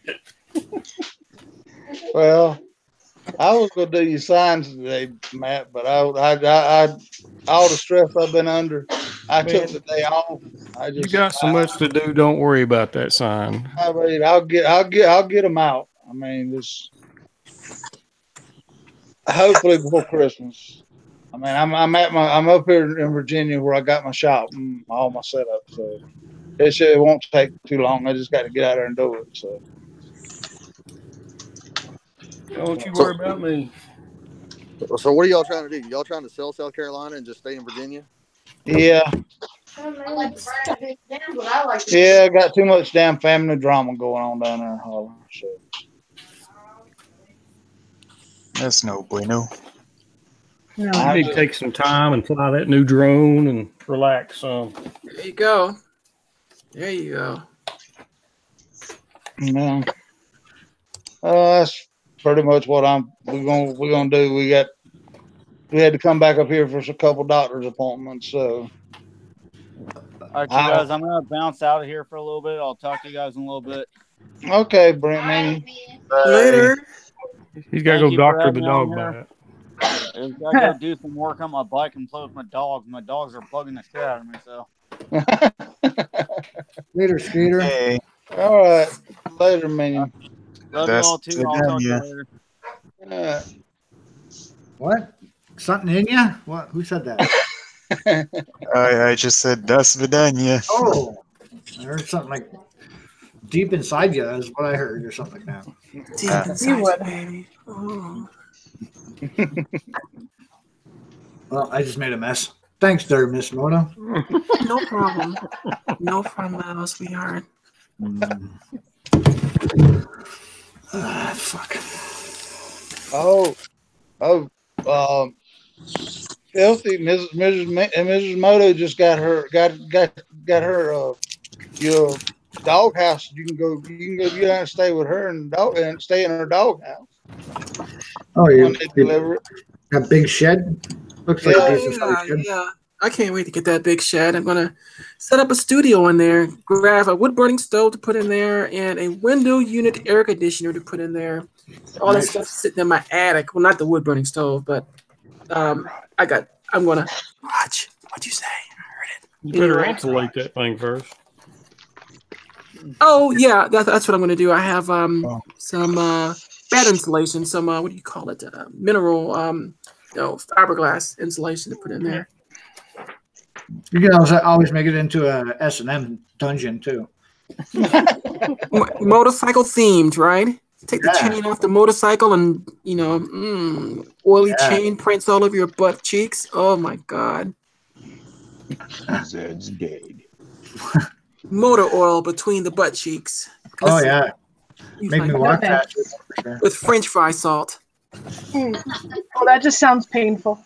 Yeah. Not the filthy. I mean, if it just passes over the butthole, I'm sure. But if any enters the anal sphincter, I'm sure it will burn like a bitch. I think you may be fine. Motor oil, it's natural. It comes from the soil. You'll be fine.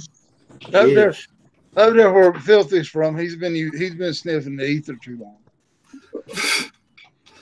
The only thing I've been sniffing lately is fucking wood. Ooh, wood sniffer. Yeah. Uh-oh. Hey, Mothman. Hey, Mothman. Mothman has appeared. Y'all really want to know? Gently use Mount Olive pickle and dog turd jar. What the fuck? Oh, Mothman's the one that actually got the pickle jar on eBay. He sent it to me yesterday. Is it on it? There you go. Have you got it on Instagram yet, Mothman? No, I have not. I was wrapping Christmas presents. Mothman, you sexy motherfucker, you. Very sexy. Ooh, a sexy one holler. My role model. Oh. So how's everybody this fine evening? Fucking fantastic. How about you? I'm happy as a homo or a hot dog stand. There you go. Not bad. Dread Monday. I don't want to do that. It sucks. Like a pack of chicken dicks and a biscuit. Mm. Yeah. What? Good stuff. Good stuff. Oh well. Thanks for your opinion there, Isaac Clark of somewhere.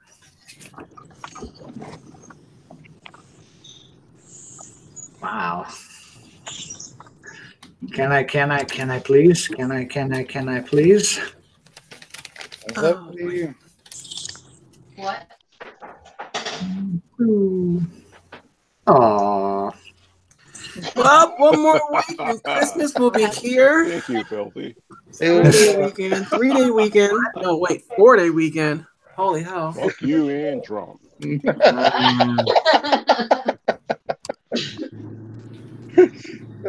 say 4-day weekend?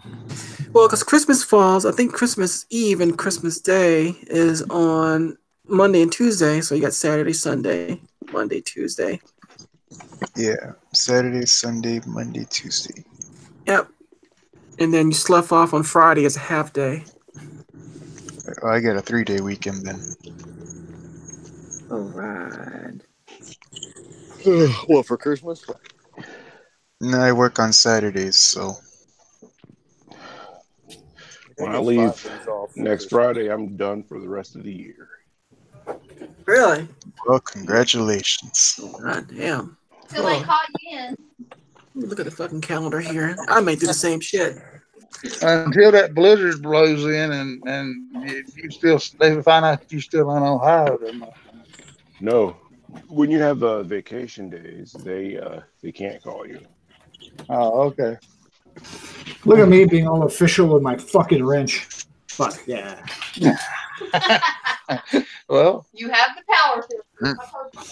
You have the power, Filthy. What am I, from Grayskull all of a sudden? Oh, you got the filthy power. Yep.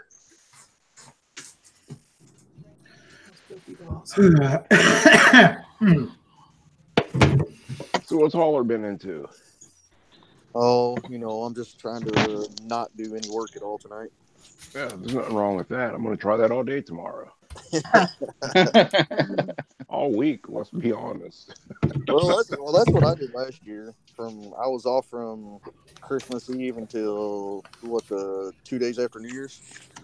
But this year I can't do it. They said, nope, too many days off. You can't have it off.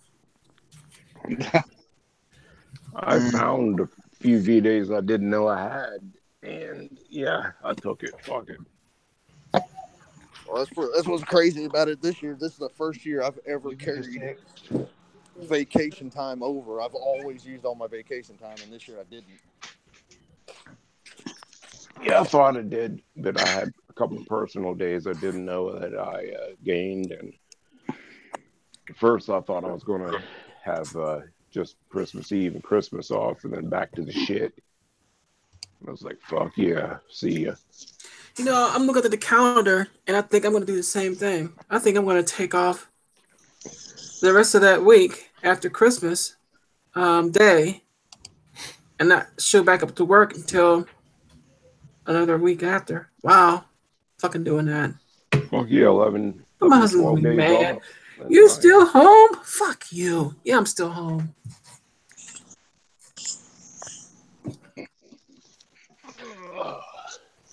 That's the thing about the business I'm in. There's always shutdowns going on. Yeah. That's when you get the busiest is around holidays, ain't it? Yeah. Yeah, because that's what my plant's on shutdown, so we're on repairs. Everything that broke down throughout the year. Yeah. And that's when all your contractors are in there working. Yeah, because but not for me though. Yeah, not Yeah, for good. me. We don't have contractors. We got to do everything ourselves. Oh, that sucks. Yeah, when you gotta do it yourself, yeah, you want the occupants to leave. Yeah, the only thing we're going to have for at least 3 of those days is a fire watch, and I don't get into that. So As a fire watch. yeah, Yeah, fire watching sucks, bro. that's the most Fire boring watching's fucking horrible. shit in the world. Yeah, sit there and play on your phone and try not to fall asleep. Yeah, They hire off-duty officers around here to do that. I had to do this shit in the military. They call it fire picket. Fucking lame. You walk around the camp making sure none of the tents are on fire. It's great. well, I've done it before, but I'm not into that now. But yeah, you would just like sit there and watch the sprinkler system like it's going to fucking go anywhere. Except they're like Beavis or Butthead. Which one was it? Fire, fire, fire, fire, fire. Poor Yeah, Julio it's is Beavis. drinking fucking 12 pots of coffee. Fire, fire.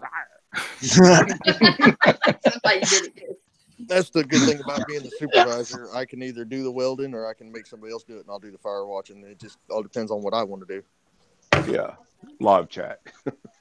Sit there and fire watch for a couple minutes and be like, nah, fuck it, give it to me. You're fire watching.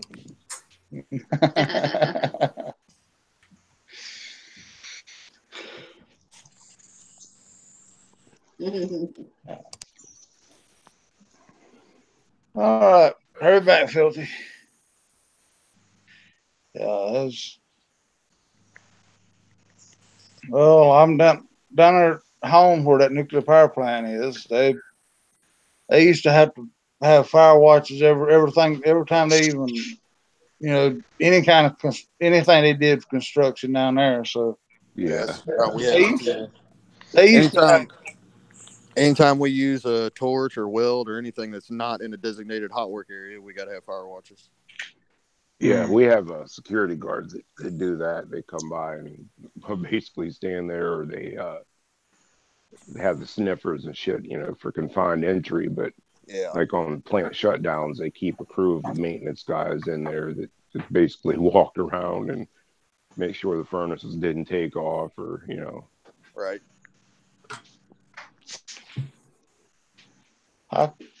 Hello, Michael Herndon. Well, Dante just passed out, didn't he? Oh yeah. Yeah. He was snoring and He then was snoring. yeah, he was I'm like sleep apnea, a motherfucker. He finally got in high gear. I guess he ain't snoring anymore. No, I muted him Oh, okay. There you go. because everybody laughs at me when I snore, so I figured I didn't want. That's We what I was could gonna say. let him get away for that for a while. It's happened to all He of usually us. comes back in a few minutes, though. I won't sleep. I won't sleep. now, but it is funny when you fall asleep, though, Sarah. Oh yeah, I know because I definitely snore like a freight train. Well, you fell asleep at one night with your camera on. You were slowly sinking down, and your earphone comes off one side of your head. Oh no! Oh god. This is why I don't do the camera on very often. And like the camera was pointing from the side, and you were sliding down. We were trying not to laugh at you, and all of a sudden you start snoring real loud. Here goes your earphones off your head. I don't even remember this, obviously, because I was It sleeping. was last year, wasn't it? It's right around Christmas. That's whenever. Well, let me go search your videos. Oh boy. It's not horribly surprising. I mean, I've fallen asleep in worse places, and I've fallen asleep standing up. Anybody see that one little clip there? But I've seen it a few times on Instagram. Where the woman's working like in a convenience store, and she's standing straight the fuck up, and her head's backwards, her mouth's hanging open. She's asleep, standing straight up. I see She that. like wakes up and she like rings somebody out, and she's standing there like, "What the fuck?" Like, When you're tired enough, when you're tired, you find a polite way to sleep. Oh, I'd fall over. I get up fucking dizzy and kind of fucking trippy when I'm like that there. There's no way I could do it standing straight up. Oh, I could. I have. The worst part for me is I actually one of the things that makes me the sleepiest is early evening when I'm out on either the bike or out in the car. I can fall asleep easily driving. I've never fell asleep on a bike. I fell asleep on Sean's bike. Wow. Hey, Mom, check your Instagram messages. I'm guessing you gotta be really tired for that. Yeah. Oh yeah. This is why when I get that tired, I usually go out and buy myself the most caffeinated drink I can find, and it wakes me up. Everybody kind of laughs at me. They're like, they want me to drive at that time of day. I'm like, no. I don't even like driving my bike at that time of day. I have fallen asleep on my bike before. It sucks, doesn't it? It's kind of scary.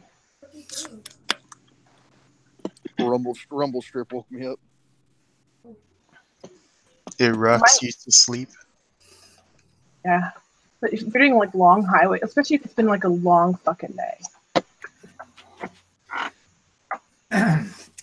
Okay. Like that's why I don't really like doing long trips either by myself because I know that I will fall asleep. Well, why didn't you say that in the first place, Sam? Jesus. Yeah. I'll still do the long trips, just I don't like to drive them. Yeah, baby. We didn't realize it was you, Thams, but we try to stay away from politics as much as possible, and in politics and religion, starts more wars than anything in the world. So, and the Yeah, two and I things hate shouldn't Trump, be so in I'll the just same spot. put that there. so Yeah, we do it in private hangout, but not like this. Well, we will talk about pickle jars, though. Especially when their prices come out to $69.69. 69. Don't forget those 69 cents. no, we haven't banned 68 we haven't over. banned you from here, Sam's World. I don't know what's going on with that, but Somebody's on him hard, ain't they? yeah, we haven't banned you. But it was you may be talking about something different. A while ago, we had a guy come in here and No, everything. that wasn't him. Trump or something other else. But Yeah, it was some other fuck stick. Isaac Clark. yeah, but I mean, we haven't banned you from our live streams. Who's this? You think they're banned? Michael Herndon, Tham's World. He got his channel's Tham's World. Oh, is that him? I thought somebody was just giving him a hard time. No, that was it wasn't us. So I mean, I don't. Well, you know, it was it last time or time before last, I got knocked off. And I don't know what's going on. Yeah, I Yeah. mean, We could never figure that out because, we know who all has wrenches, and I know they wouldn't have done it. So, No. Huh. YouTube. Merry Christmas to you too, Mike. Or Sam's World, whichever way you want us to call you. We'll make sure that nothing changed, but to my knowledge, ain't nothing.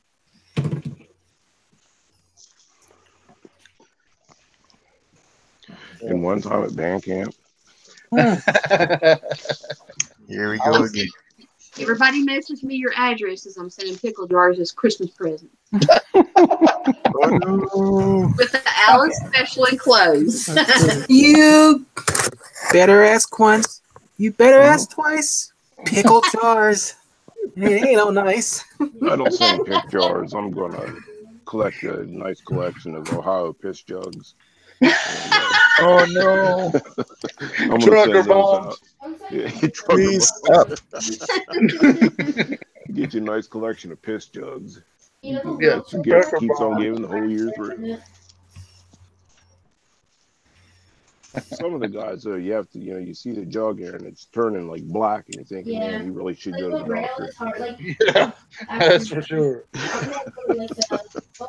Well, out of 20 damn years of driving a truck, I can honestly say I never, no matter what kind of load I was under, if I had to piss, I never pissed in a damn jug to get.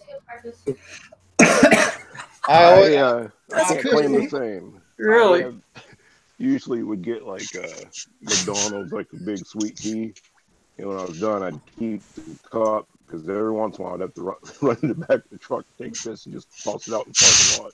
Yeah. Yeah, it happens. But I mean, I pulled over and pissed on the tire too, but I've never actually pissed in the damn jug. Yeah, I've never physically pissed in the cab, but I have stopped and went in the back of the truck underneath the cover and took a piss in a cup. Yeah. Well, you know what they say about some of their trucks have got holes drilled in the floor of them. There's a certain persuasion. Yes. Yeah, they do that because we've had mechanics that have been like, "Fuck that, take that truck, and get the fuck out of here. There ain't no way I'm touching that." Yeah. Yep. That's yummy. I couldn't imagine. Oh yeah, the underneath the truck's like baked on. You imagine like a shit baked fucking regen system. Yeah, that'd be sexy. Yeah, that's what my friend I asked this girl. Hello, Google. She's going to Jasper's, and she But there's like the Facebook market. I mean, that's just there's a lot of it's just pure laziness. Man, as far as those jokes, we've all, I don't know how many other folks in here that drove or drive, but I mean, there's always somewhere you can pull over. Yeah, said, I mean, That's just crazy. Not in Saskatchewan. There's no shoulders anywhere. Fuck, it was brutal. In my younger days, very younger days, all the way across the Kmart parking lot. Don't even stop. Just open the door. Yeah. Oh shit. I think in this case it's not shit, it's this.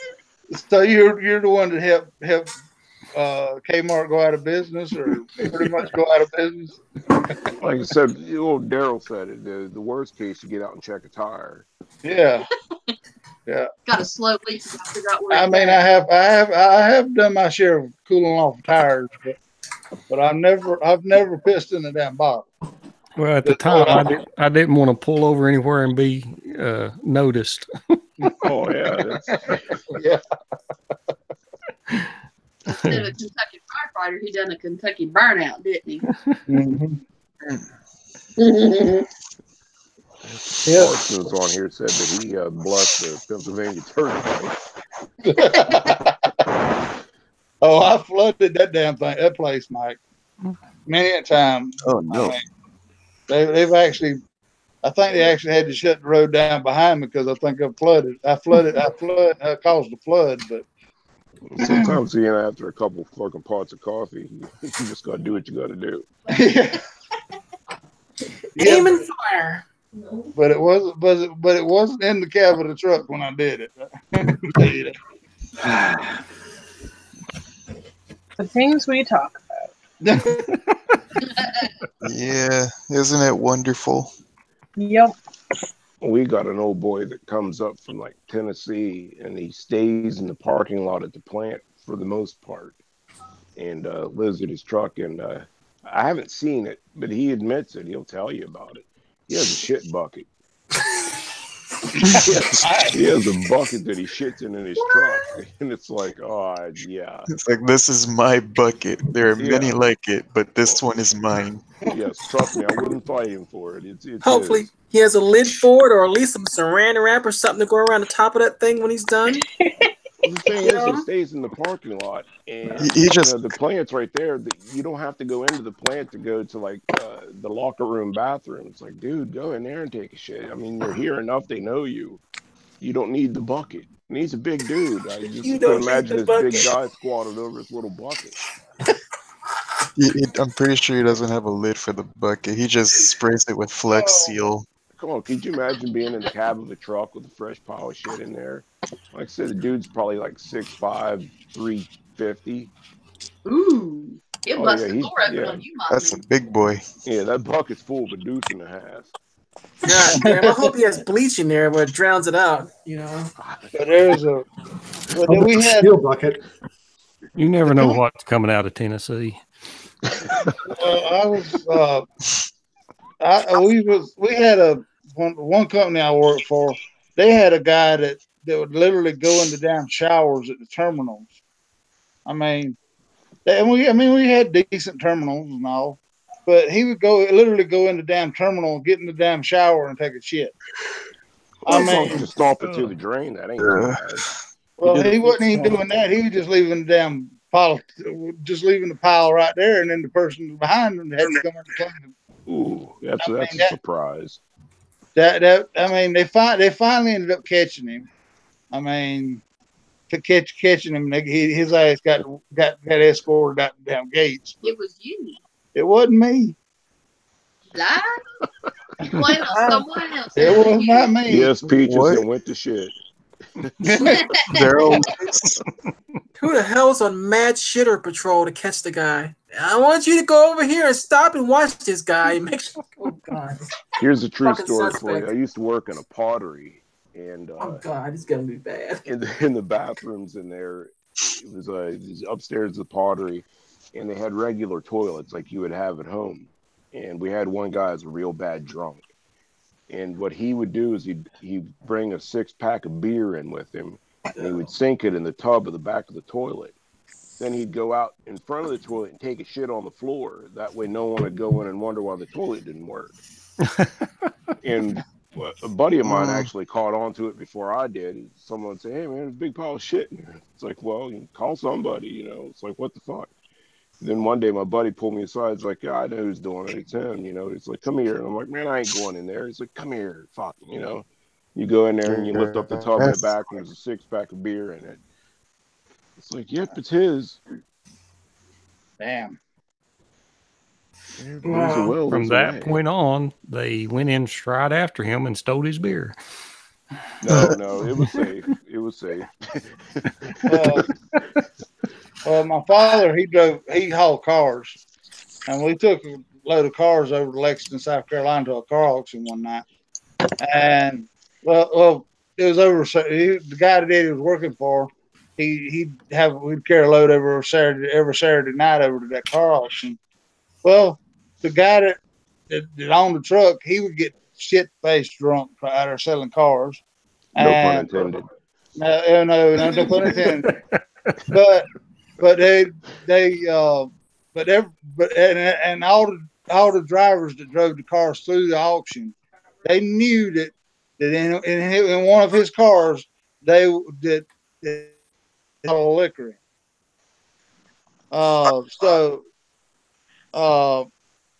So they'd always fight to see who would get to drive his cars through the auction.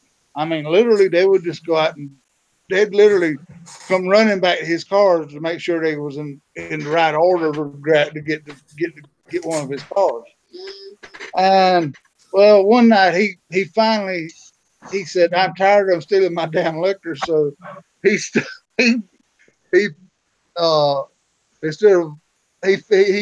left just enough in there to leave the smell of the liquor in the bottle, and then he took a piss in the bottle and filled it on up. And from then on, from that night on, nobody ever tried to steal his liquor anymore. So, oh my god! Oh shit!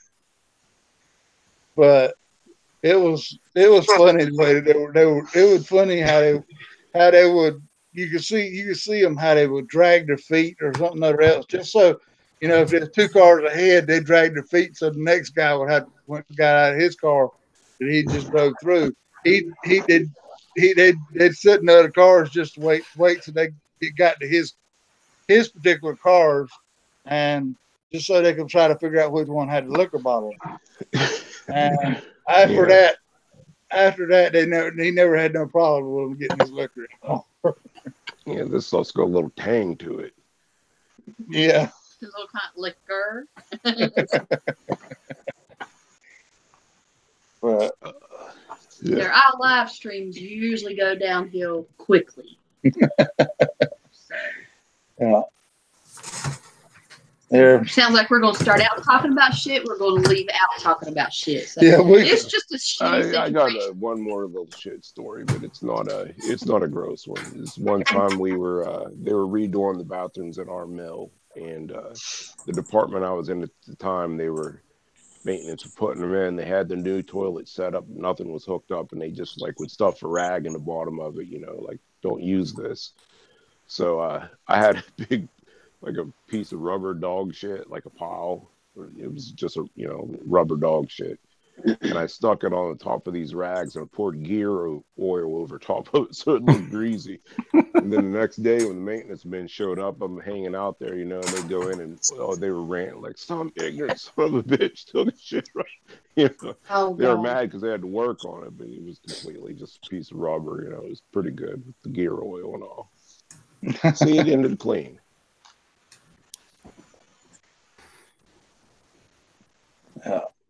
Yeah, the stunts you guys pull on each other. I've told you the one that they did at my dad's factory about the guy that was stealing hot chocolate. Yeah. Well, Mrs. Moto, you were on construction jobs all the time, but you know how all them porta johns, and God Almighty, in the summertime whenever you got to go use one of them fool things, and I was down in Florida one time, and that song went in there and the damn stuff was piled above the daggum rim of that. Oh yeah. Oh, that's bad. Mud I ended up I just went out to I went out there and just I had to cool off a tire sitting at the damn docks. I wasn't even going to try to mess with going in that daggum porta john and that sump and all that stuff. There was no way in the world I was going to stay in there. So. You just think about the guy that like put the icing on the cake, you know, the guy that put that last pile up there. It's like you had to be really like wanting, you know, it was either shit your pants or like climb up there and stand on it. Yeah. Yeah, and that on top of the cigarettes, somebody sits in there and smokes a cigarette while they're doing it, and you walk in there, and you're like, really? We had a dude that used to go into the bathroom. He would go and he'd shit with the door open while eating a fucking box of pizza. Like, hey man, what's going on? It's like, oh, fuck, Yeah, I've man, seen that really? before. Yeah, Yeah, sitting there eating, you know, the lid of a box of pizza, sitting there eating a couple slices, taking a shit. Like you couldn't wait. You couldn't wait another minute. Oh gosh. Well, when I was growing up, we had just one bathroom, and Dad would get in there with the map, and he was sitting there for hours on end. So we had a center block in the woods. We go do our business on it. I went down there one day and reached behind me and got leaves. Well, I thought it was just leaves. It wasn't. It was poison oak. Oh. And I ended up in the hospital. And while I was in the hospital, I got chicken pox on top of it. So. That was a serious meaning of fire crotch. Yeah. Oh yeah. Yeah, that was super fire crotch. Case of itchy bond right there, let me tell you. But they had me in isolation. That's what made it so bad. And Mom was like, she's got poison oak. She wiped her hiney poison oak. And they were like, why was she in the woods wiping her hiney? Going on about that. And I'm like, I'm laying there crying as a kid. I think I was probably about 8 when it happened. And I know I was young and I didn't go to school for weeks. But I mean, and then I was in there and I started getting these places on me. And I remember that because I had a couple on my face. They said it was chicken pox. I remember Mom standing at the door with the window staring in at me, waving her hand. I'm screaming and squalling. Wouldn't let the nurses touch me. Ass is itching. Oh, yeah. Front to back. Legs to legs.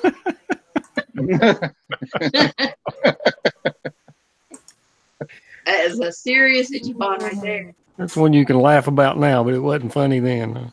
No, it wasn't funny then. I cried about it. At Christmas, they gave you one of those cat scratch things where you just back into there and kind of. It's like one of the metal wire brushes that you get to clean off battery terminals. That's what I wish I had. Gonna make you brown-eyed blue. Well, that was the real Pokemon back in them days. She was in the hospital trying to catch them all.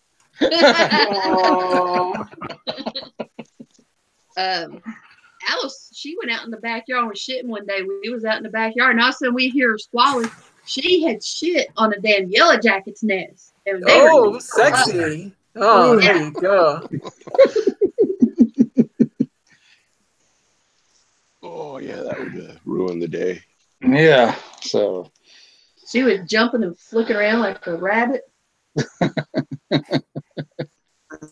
Now the poor dog. Every time if a fly gets in the house, she goes friggin' berserk. She goes nuts if a fly gets in there. Because I completely understand. I mean, she literally. She's got a doggy door on the back door. She was literally, until we kill that fly, she will literally go outside and stay outside. And she'll look at here's there in the doggy door. You see just her head, and she's listening for it, see if she can hear it. And if I holler, I'll say, okay, Mama got it. She'll come back in because I got it. It's crazy. Yeah. Well, I don't know. I think getting sprayed by a skunk is pretty bad myself. Yeah, they don't seem to care. Almost equivalent to shit. No, I got hit by one when I was a kid. She cared all right. She got both barrels right up the nose. Shoot. We didn't know. We thought we had I thought it was a mouse. A mouse under the house, and we opened the door and actually let her under there, and she went running under there, and She gets any rodent. and she's hell on rodents. So we got plastic underneath as a paper barrier underneath this trailer, and she kept stomping at the plastic over there in the corner, and next thing we know, she's gonna pull that damn plastic back. And about that time, she comes out. She very seldom ever makes a peep, but she goes and then she comes running out coming out through the yard with her nose on the ground. I mean, literally on the ground. and she she was pushing herself with her hind legs, rubbing her side of her face on the grass. I stick my head under the house to see what happened, and that oil's off that skunk hit me right in the damn face and in my sinuses. And I'm like, for a good week, I was sitting here flushing my sinuses out every day. Whew, that was Sounds bad. like Filthy's prom date did the same thing. Well, it's kind of like garlic right before it's That's burnt. exactly what she told me. And I won't eat garlic. No. Nope. Well, the sad part is it hit her. It was so strong that the poor dog, literally for 2 weeks, every time she broke gas, that she literally fumigated the house with just like a fresh skunk. Oh my goodness! Yeah, she ate a good amount of it. Yeah, she got it both barrels in the face. Oh, talking about shit. We went. Reminds me of this girl from Pittsburgh. No, never mind. Different story. We went and delivered some furniture one day, and Alice jumped out. She figured out how to get the sliding window in the truck open. And by that time, here she comes running up the hill. So I'm running after her because once she gets loose, she's gone. And I take off running up the hill after her. And next thing I know, I'm sliding down and fell and broke my ankle and slipping dog shit. That is no joke. Oh. When people say that slick shit, that shit is slick. I had shit all over me. He drug me to the hospital. That doctor came out. He said, well, from the looks of your ankle and what you're saying, that didn't happen. I looked at him and I was like, my ankle is fucking broke. The sad I was covered in shit. The sad part about it was I had the truck. I had to have my truck, a pickup truck. I had the trailer behind the pickup truck, and so as I swung in here to get the other truck to take her to the hospital. Well, he said I got the piss, but I can't walk anywhere. So while I'm going to get the keys for the other truck, she's out there. She done dropped trowel, and she's out there right in front of the house now. Oh my God! And I waved at him. I was like, "Hey, this." But Alice said, "Not over there. There's a bees there." It's all gone horribly wrong. But not only that, but Google Earth actually flew over, and you can actually see her. Oh my God! Inside that truck. That's horrible. Google Earth looking at the house in the elderly, and I told her, I was like, wait a minute. The only time we had the vehicles parked like that in the yard was when I broke my ankle, and then I took a screenshot and made it larger. I was like, oh my God. I said, that's me standing in the front yard. What are the odds of that? It's a good thing the Google car didn't drive by. Yeah. New name is Skid Mark. Skid Mark now. Yeah. How unfortunate. So what the hell's going on in Virginia? Only in Virginia. Virginia's for lovers. Well. Expect the So unexpected. you got Virginia man, you got Florida man, you got Ohio man, as Mothman has been showing us lately. True stories. I can't remember that somebody from Ohio yelled at me. It's like, hey man, what the hell? It's like, pick on your own community. It's like, That's why the next one's like, this is 10 miles from my house, dude. I'm in Ohio. You don't tell everybody. Fuck these idiots. I'm fucking surrounded by mongoloids. It's everywhere nowadays. So yeah, that's why I wasn't picking on any other state. Every one of those was fresh out of Ohio, right there where I'm sitting. Yeah, that's why I left a comment. Like, Florida man's got some competition. Oh hell yeah! This place is as ass backwards as anywhere. Hey, I know what to do now. If we meet up with someone at Pigeon Forge and Mothman comes, don't let him go to the woods alone. If he does, follow him with the camera. You know how we do it. I'll get you some leaves. No, I'm good. And a wire brush. I'll revert back to wire brush. Oh no! I'll wear 2 pairs of socks and make sure I can tear the sleeves off a t-shirt. hello, Johnson Bass. This guy Johnson there, he does some pretty good drone footage shots. So yeah, there you go. I'll have to check him out. Yeah, I mean he's got some great drone stuff that he does. He's got a little bit of toy grade and also some of the higher dollar ones too, I think. So when do you get your drone, Mothman? Christmas. You mean she's not going to let you have it before Christmas? No, we do it the right way. He's not supposed to even know what it is.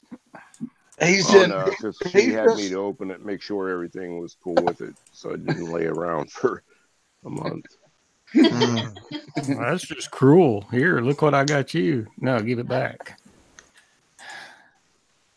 You say you're getting a drone for Christmas, but you end up getting one of those little tiny RC ones from the discount store. I actually have pretty good fun with those.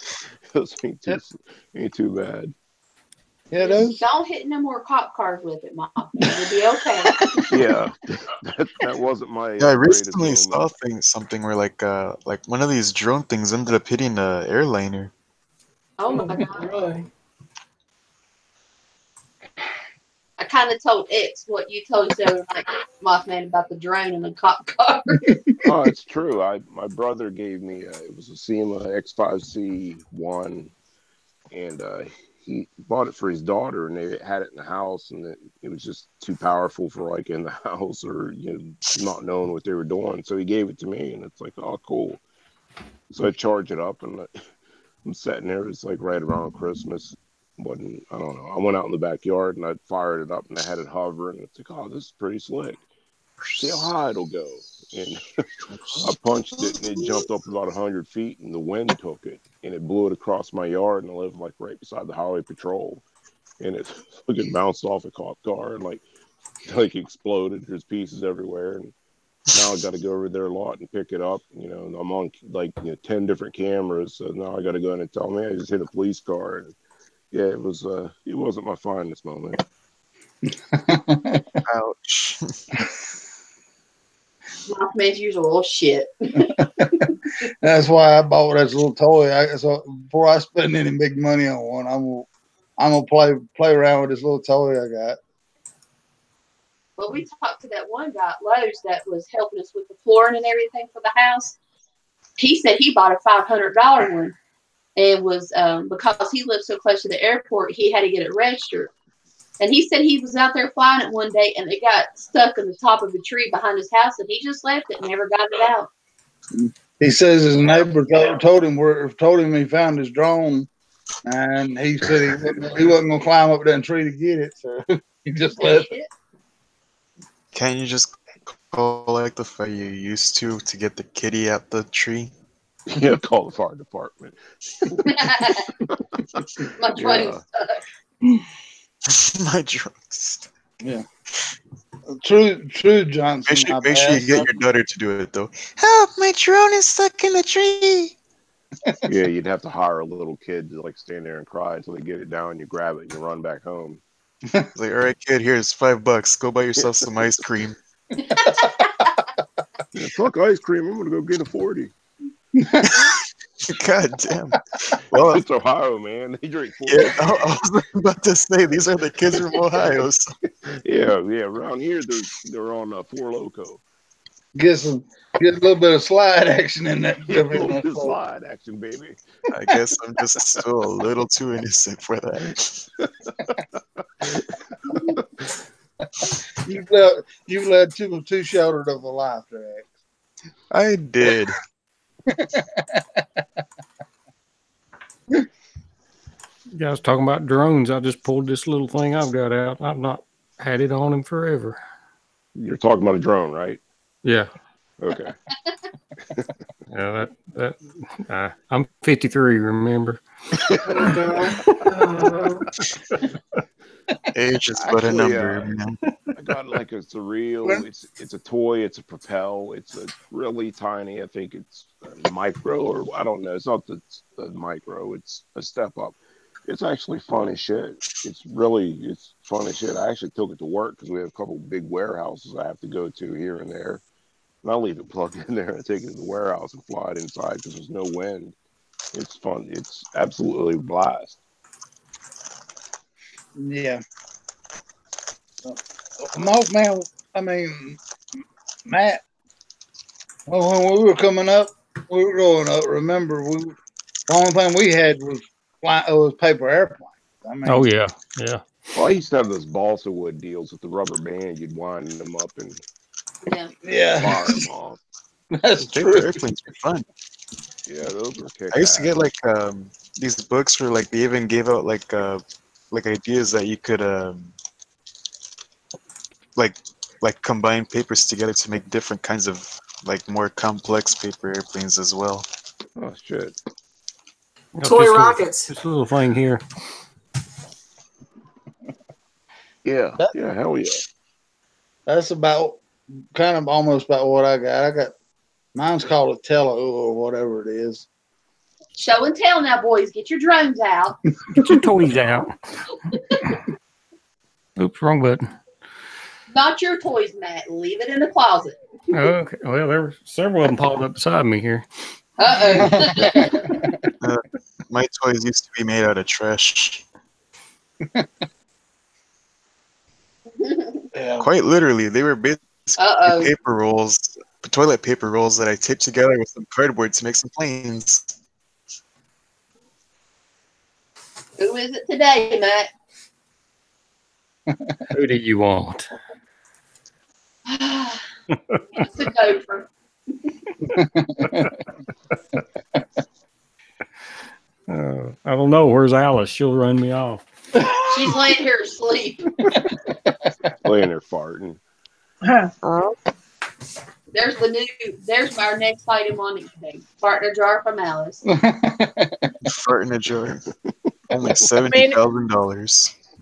Well, you know, they do sell motorcycle air. Oh, God. Sorry, what? Motorcycle air in a bottle. Oh. It's like blinker fluid. Yeah, like blinkers too. But no, they actually sell it. And it's like they literally pretend like they're bottling fresh air and they put a bottle on and explaining. It's a gag gift, but you can give them away. Well, Yeah, so it's is a bottled fart. That's a gag gift. Yeah, exactly. Except that actually probably stinks.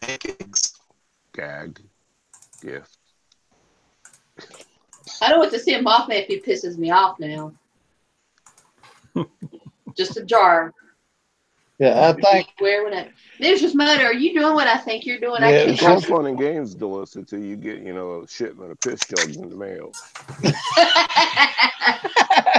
Well, if I get anything that is anything above flat from you, return to sender.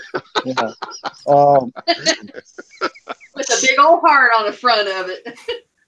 I think they sell a game controller or something that you can hook it up to, Johnson, but I don't have that. I'm just using. I'm just using my phone right now. Do you fly yours with your phone? Can I?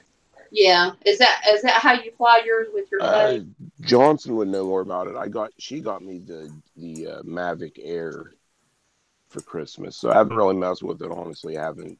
I opened it to make sure that because she heard something roll around and here one of the little moisture packs had broke open, so it wasn't nothing. So check it out and put it back in the box. I have.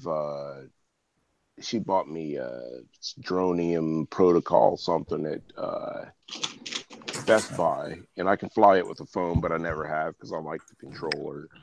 And then I have that SEMA still, and I have the Propel, and those are both just like they have controllers. I have with the Dronium, but I've never messed with the Air yet. So where is it saving the footage at on your phone? Because when Daryl flies his, it saves it to the memory card on his phone. On my Dronium, it saves it to the phone. Yeah, you link it up and it records everything on the phone. But I have both the SEMA and the Dronium have the memory chip that I'd imagine it saves it on there. That's be the whole reason it has it. Okay. But the SEMA, I got the camera so shitty that it's not even actually take it off to save weight. Well, Johnson said that with that Mavic Air that the controllers are easier than the phone. So I don't know. I can give you. That's from what I've got from watching videos. Is it's better to use controller. I don't know. Like I said, I haven't messed with it yet. It's way better to use controllers. Yeah. Do you want a link there, Johnson? Okay, the guy that works for me, he's got the Mavic Air Pro 2, and he's got the Spark. And he said the Spark actually is a lot easier to control than the Mavic Air Pro 2. Huh. But he brought the Mavic 2 to work one night, and we were sitting there fucking with it at work, and it's still pretty fucking smooth. It's pretty awesome.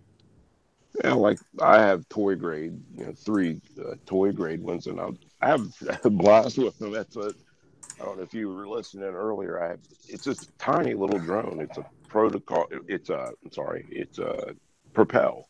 Right. And I'm telling you, it's a fucking blast. It absolutely kicks ass. Well, that's what my Christmas bonus from work. That's what I'm gonna get the Spark for myself. That's a good one. Spark's a good one. Yeah. I don't want one of the big ones for what I'm going to use it for. The Spark is going to work perfect for what I need. Johnson said that the SEMA X5 is a good one too. That's the other one I have. That's one I crashed into the car. That's how good it is, right? Yeah. Yeah, so you don't want to hire me to film any footage for you because it could end in a fiery fucking scene. Fiery or just in a million pieces? You watch some of these guys that's drone racing. It's wild. Oh, yeah. With those little fucking miniature drones and they race them. Yeah. Them fuckers are good. Them fuckers are fast as hell. Yeah. That's what we were talking about in Hangout the other night. Yeah, left, right, up, and down. They're upside down, cut, like 180 turns. Like, what the fuck? It's like, wow, how could you even keep up?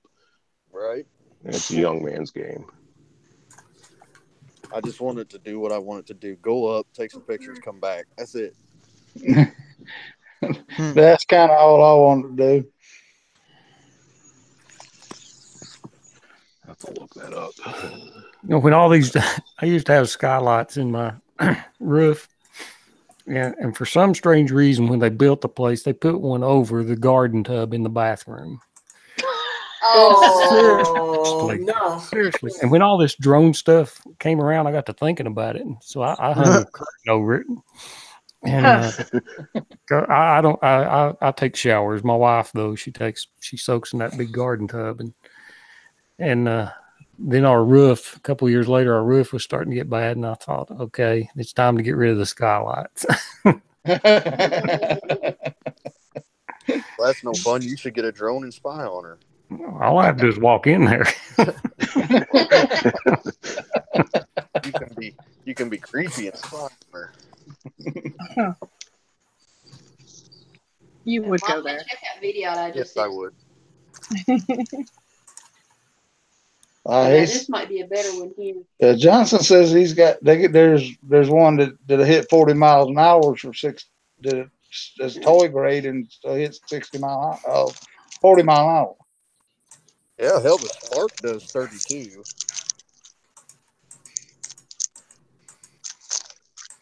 It's I just put it in the side. It's a Propel Zip Nano. I'm telling you, it's I'm not a professional by any stretch of the imagination because, like we said earlier, I've run in cop cars. The Zip Nano in no wind situation is an absolutely blast to fly. It's really, really easy. And that's like I said, we have a big warehouse. It's probably 100 feet long by 50 wide by 30, 40 high. I don't know. It's got to be 40 or better high. And it absolutely zips around there with, no wind. It's a kick-ass little toy drone. Dude, what are you doing with that tape? Are you wrapping presents? Are you eating it? You got a fetish or what's going on over there? He's putting it on his sack, ripping the hair out. A little pleasure with his pain. Hey, don't judge me, Delissa.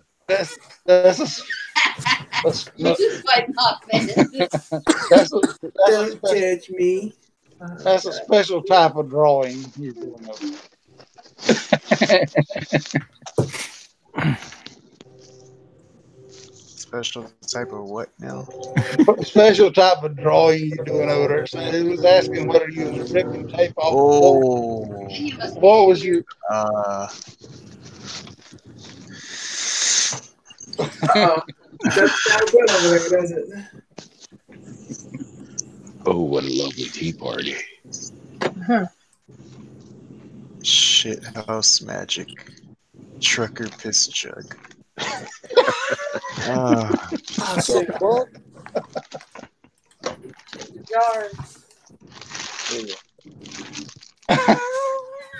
Oh, God. That's why X1 is the go-to artist of all motovloggers. Yeah.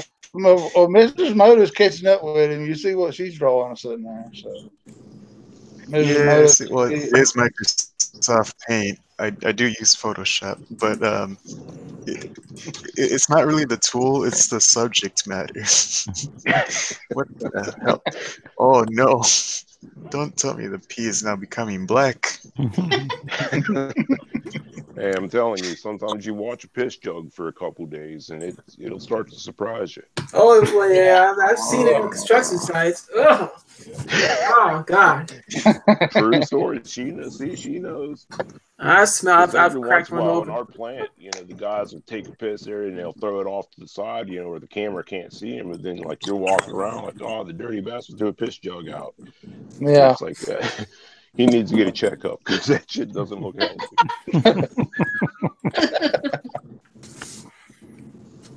They were one time was talking about the state workers and all that stuff riding on, the ones that cut grass and stuff. They were complaining about having hazmat teams come out to pick up them bottles because you don't want to be around one when it blows up. No, okay. I mean, they're hitting them with them daggum lawnmowers in the down brush up. So, I mean, that is a bodily fluid. So, I mean, Technically.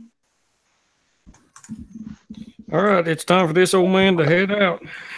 All right, all right, man. You have a good one. Yeah, later. Johnson's making me feel good in the side chat there. He's telling me the Zip Nano, the Nano is not easy to fly, and I actually think I've kind of mastered it a little bit there. That's Yeah. cool. So as he leaves, I'm gonna be heading out as well. Okay. You have a good X. one, X1. All right. Bye, everybody. Thank you for coming. Thank you for coming. You too, Matt. I guess we'll see y'all later on in a week to do some more shenanigans. That's the same thing Filthy's ex-girlfriends tell him. Thanks for coming.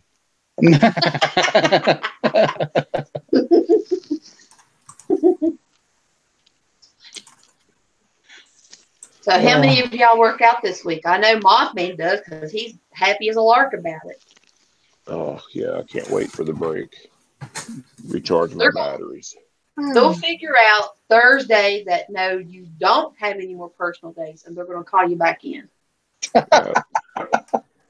Wait, what's their phone number? I'll call them. Yeah, I already have the signed paper. It's too late.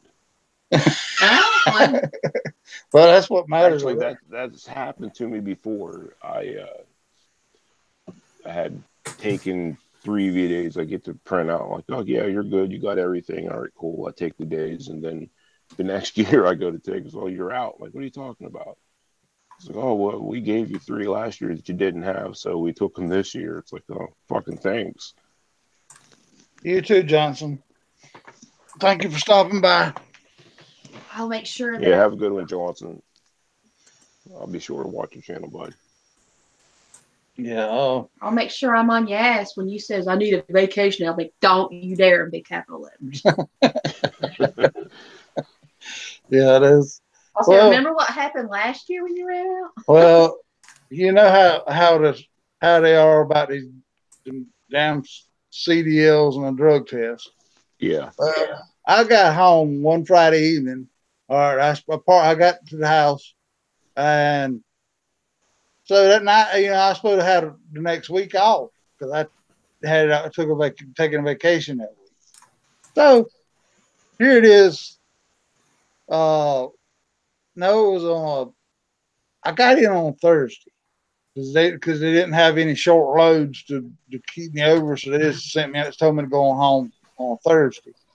So, well, Thursday night I went home and I sat there and I drunk an 18 pack.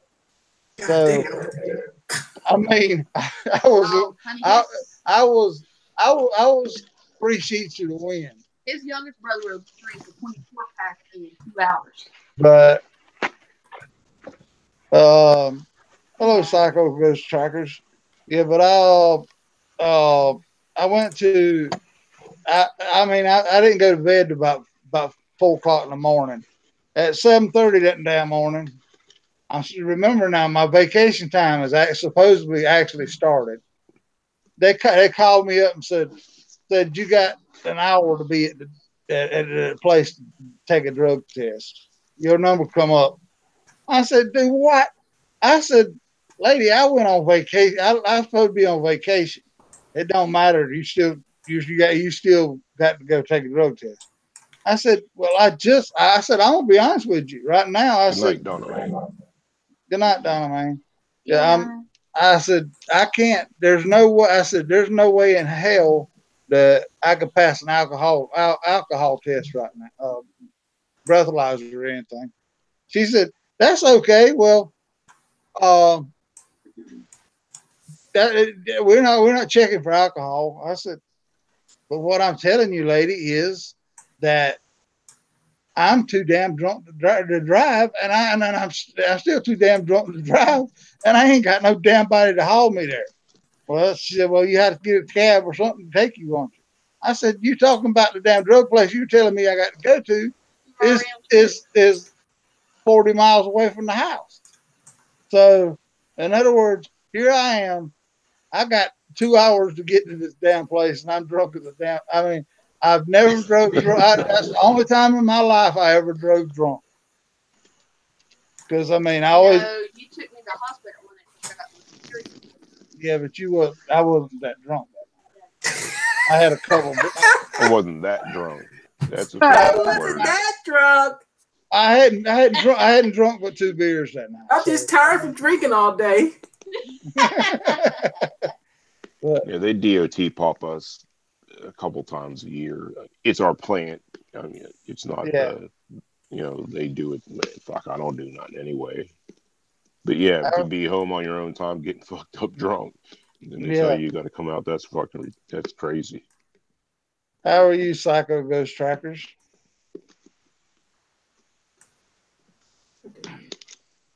So anyway, Yeah. back to beer stories. But I mean, that one time, I mean, I was literally too damn drunk to drive. But here I am in that going to that doggone doctor's office, and it was actually just a drug testing place. So I walked in, I'm about stumbling around. They kind of said, "Well, how did you get here?" I said, "Don't ask." But yeah, you gave them the heads up before you left. Yeah, I mean, I told them, I said, "Look, I said I'm not in a position to drive." I said, "If I'd have known this, if y'all would have got me yesterday before I got home, got me on the way home, then we would have been been fine and dandy, you know." But I mean, my ex, she couldn't drive because she had seizures, so I was the only one that could legally drive, and I had nobody to call to get me there, and damn taxi cab wasn't gonna go no damn 40-mile round. 40 miles in one direction and 40 miles back. I wasn't gonna spend $200 on a damn taxi cab. Yeah, I but you're mean, willing to spend $5,000 for a DUI. yeah, I mean, well, I didn't. I had no. I really had no. Well, I stayed so far out in the country, though, Moth, man. There really is no taxi cab even come out there to pick me up. So. Yeah, that's the same around here. As everybody. Well, it's humorous to hear like the California guys is all Uber, call Uber, and it's like fuck the Uber in the woods. They don't have that around here. Yeah, I mean, I'm not in the woods, but there's nothing like that around here. Yeah, I mean, and so technically, the damn company made me drive drunk. So, I mean, but I always made it I always. That's another thing, is that whenever that truck left my yard, I would drink on the weekends, but whenever I got in that truck on Sunday afternoon, there wasn't no drinking involved until I got that truck back in my yard house. So. Yeah. I mean, it's too damn stupid to try to get out there on the road if you've had anything to drink, because I mean, hell, basically with a CDL in your pocket, basically mouthwash can put you over the limit when you're blowing the well, we get a lot lower standard. Yeah, I mean, so basically, it was do that or lose my job and so, I mean, you're one of damn if you do and damn if you don't situations. But luckily I made it there and made it back home. But I did pull over in their parking. I stayed in their parking lot a while with the damn car running and me laying in the back seat of the damn pickup truck. So I did take some. Once I got there, I took some more time to get in better shape. Did they get your truck fixed and running off, man, after that one night it broke down? Yeah. Had any more trouble out of it? It's thrown a couple codes, but it hasn't went into that safe mode. We're waiting on a brand new one. It's supposed to be here maybe this week. But we keep, every time they say it's supposed to be here, they say another 4 or 5 weeks. So I don't know. Don't particularly care. What kind you supposed to be getting them? A new Kenworth. Oh, okay. You say if it's a Volvo, you might as well just tell, no thanks, I'll find me another job in the plant. Yeah. Well, we said the yard slam full of them out there, I think. Or they've got a bunch of them made up out there. So. Yeah, but it's the freaking people that works the damn assembly line is what concerns me. Damn. That always makes you think, because we got that GM plant that's shutting down now that's made the Chevy Cruze, like the whole run of them, and if you knew some of the shit pilots that work up there, you'd look, how in the fuck do these things ever stay on the road? Yeah, Well, I've been to that plant. Yeah, you know, it's hell. I've had like 10 uncles and my old man work there, and it's like, holy shit. Yeah, I wouldn't. No, I'm good. That's why I drive a Honda. My company, that's all we got is Volvos. I think we've got 40 Volvo tractors. We know a few people that works out there, and they'll go out on each break and sit out in their car and smoke a bunch of meth and go in and can't hardly stand up and stumble Oh, they're around. getting after it. Yeah, they've got lots of energy.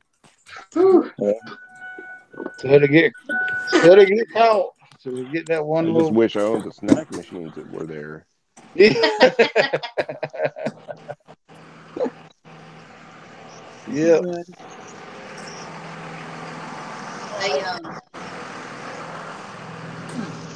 They was having some bad quality problems out there. I guess when they started hiring a bunch of people, and they had to bring in a whole new company. So when each truck that left the assembly line went to this other company that done front to back inspections for the safety, because the driveway guys used to do auto truck transport.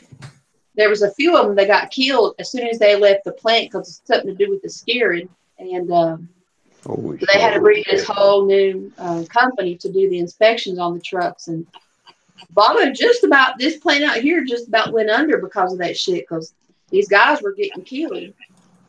And that's just. Oh, but no, you wouldn't see that shit in the newspaper now.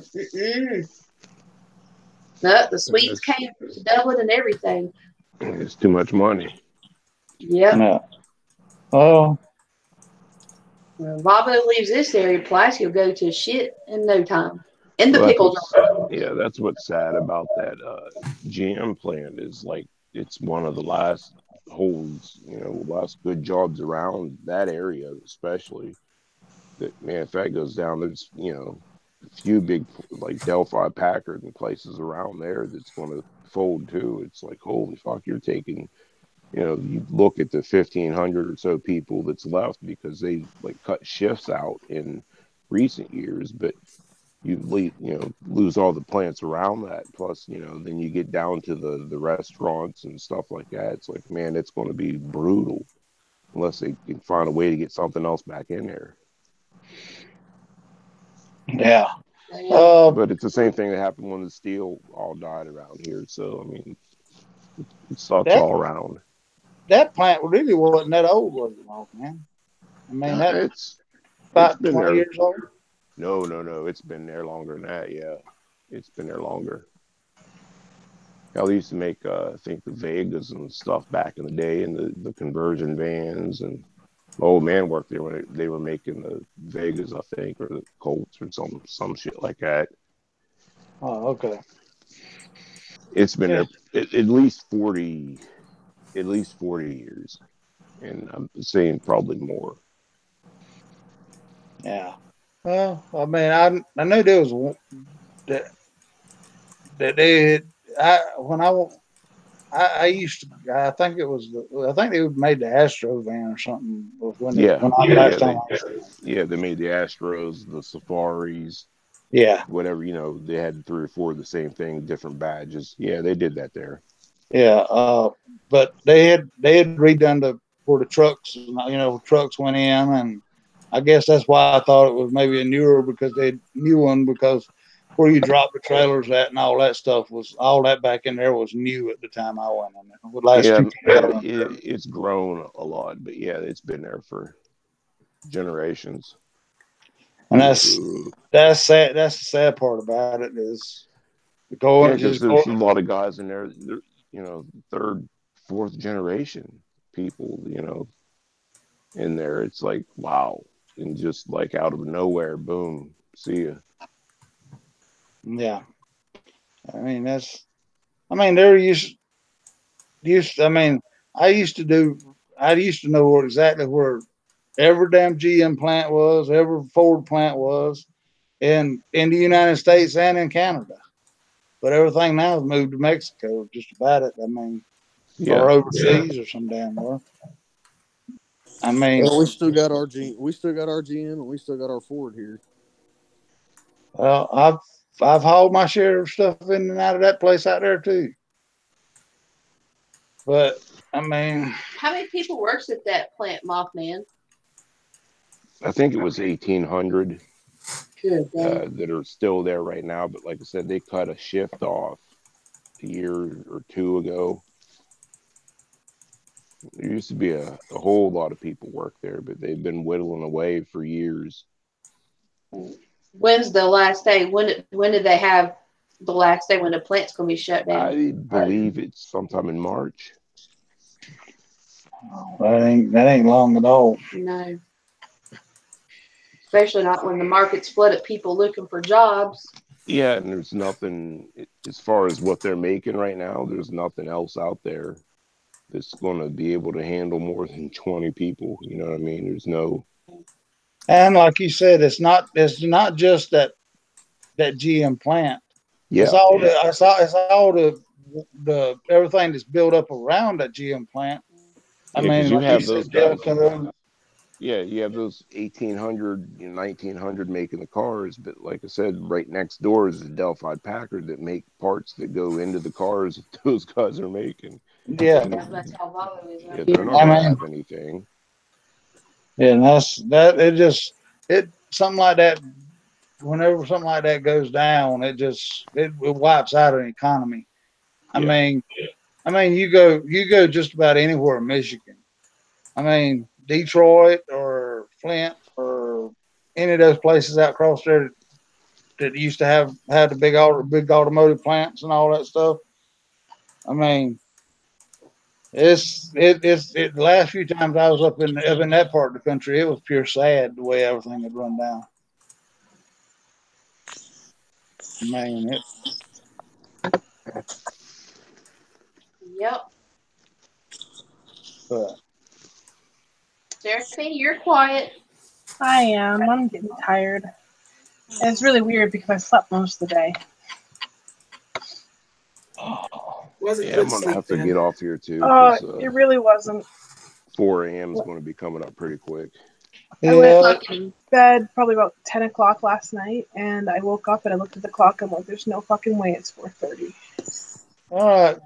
Well, glad you came in, Mothman. Hey, thanks for the invite, guys. You have a good one.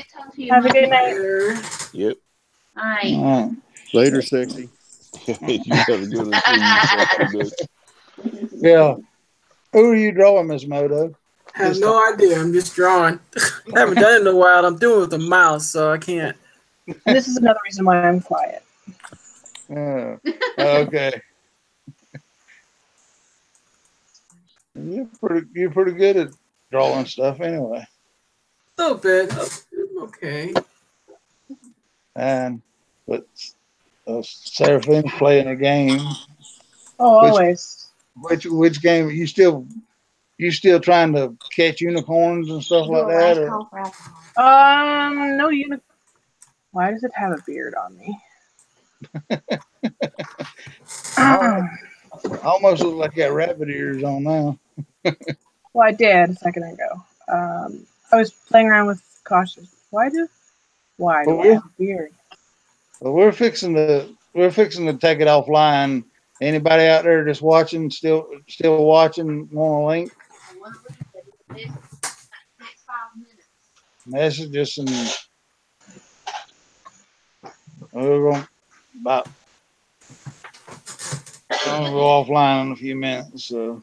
Yeah, I'm about to get out of here. It's 11:30, and it's time to go to bed. I got a doctor's appointment tomorrow. Did you mention that? I got one tomorrow at 9 o'clock myself. So. You got to drink that special drink, get rid of that nasty itch? No, not needed. Not in me this time. I do have to go to the damn diabetic doctor though. That's he's liable to make me drink that shit, that kind of stuff again. I quit going to that fucking doctor. Fuck them. I just do my own diabetic thing and control with diet. Yeah. Well, good night, everybody that's watching. I'm gonna take it off air. Good night. Good night. I'll come back now here.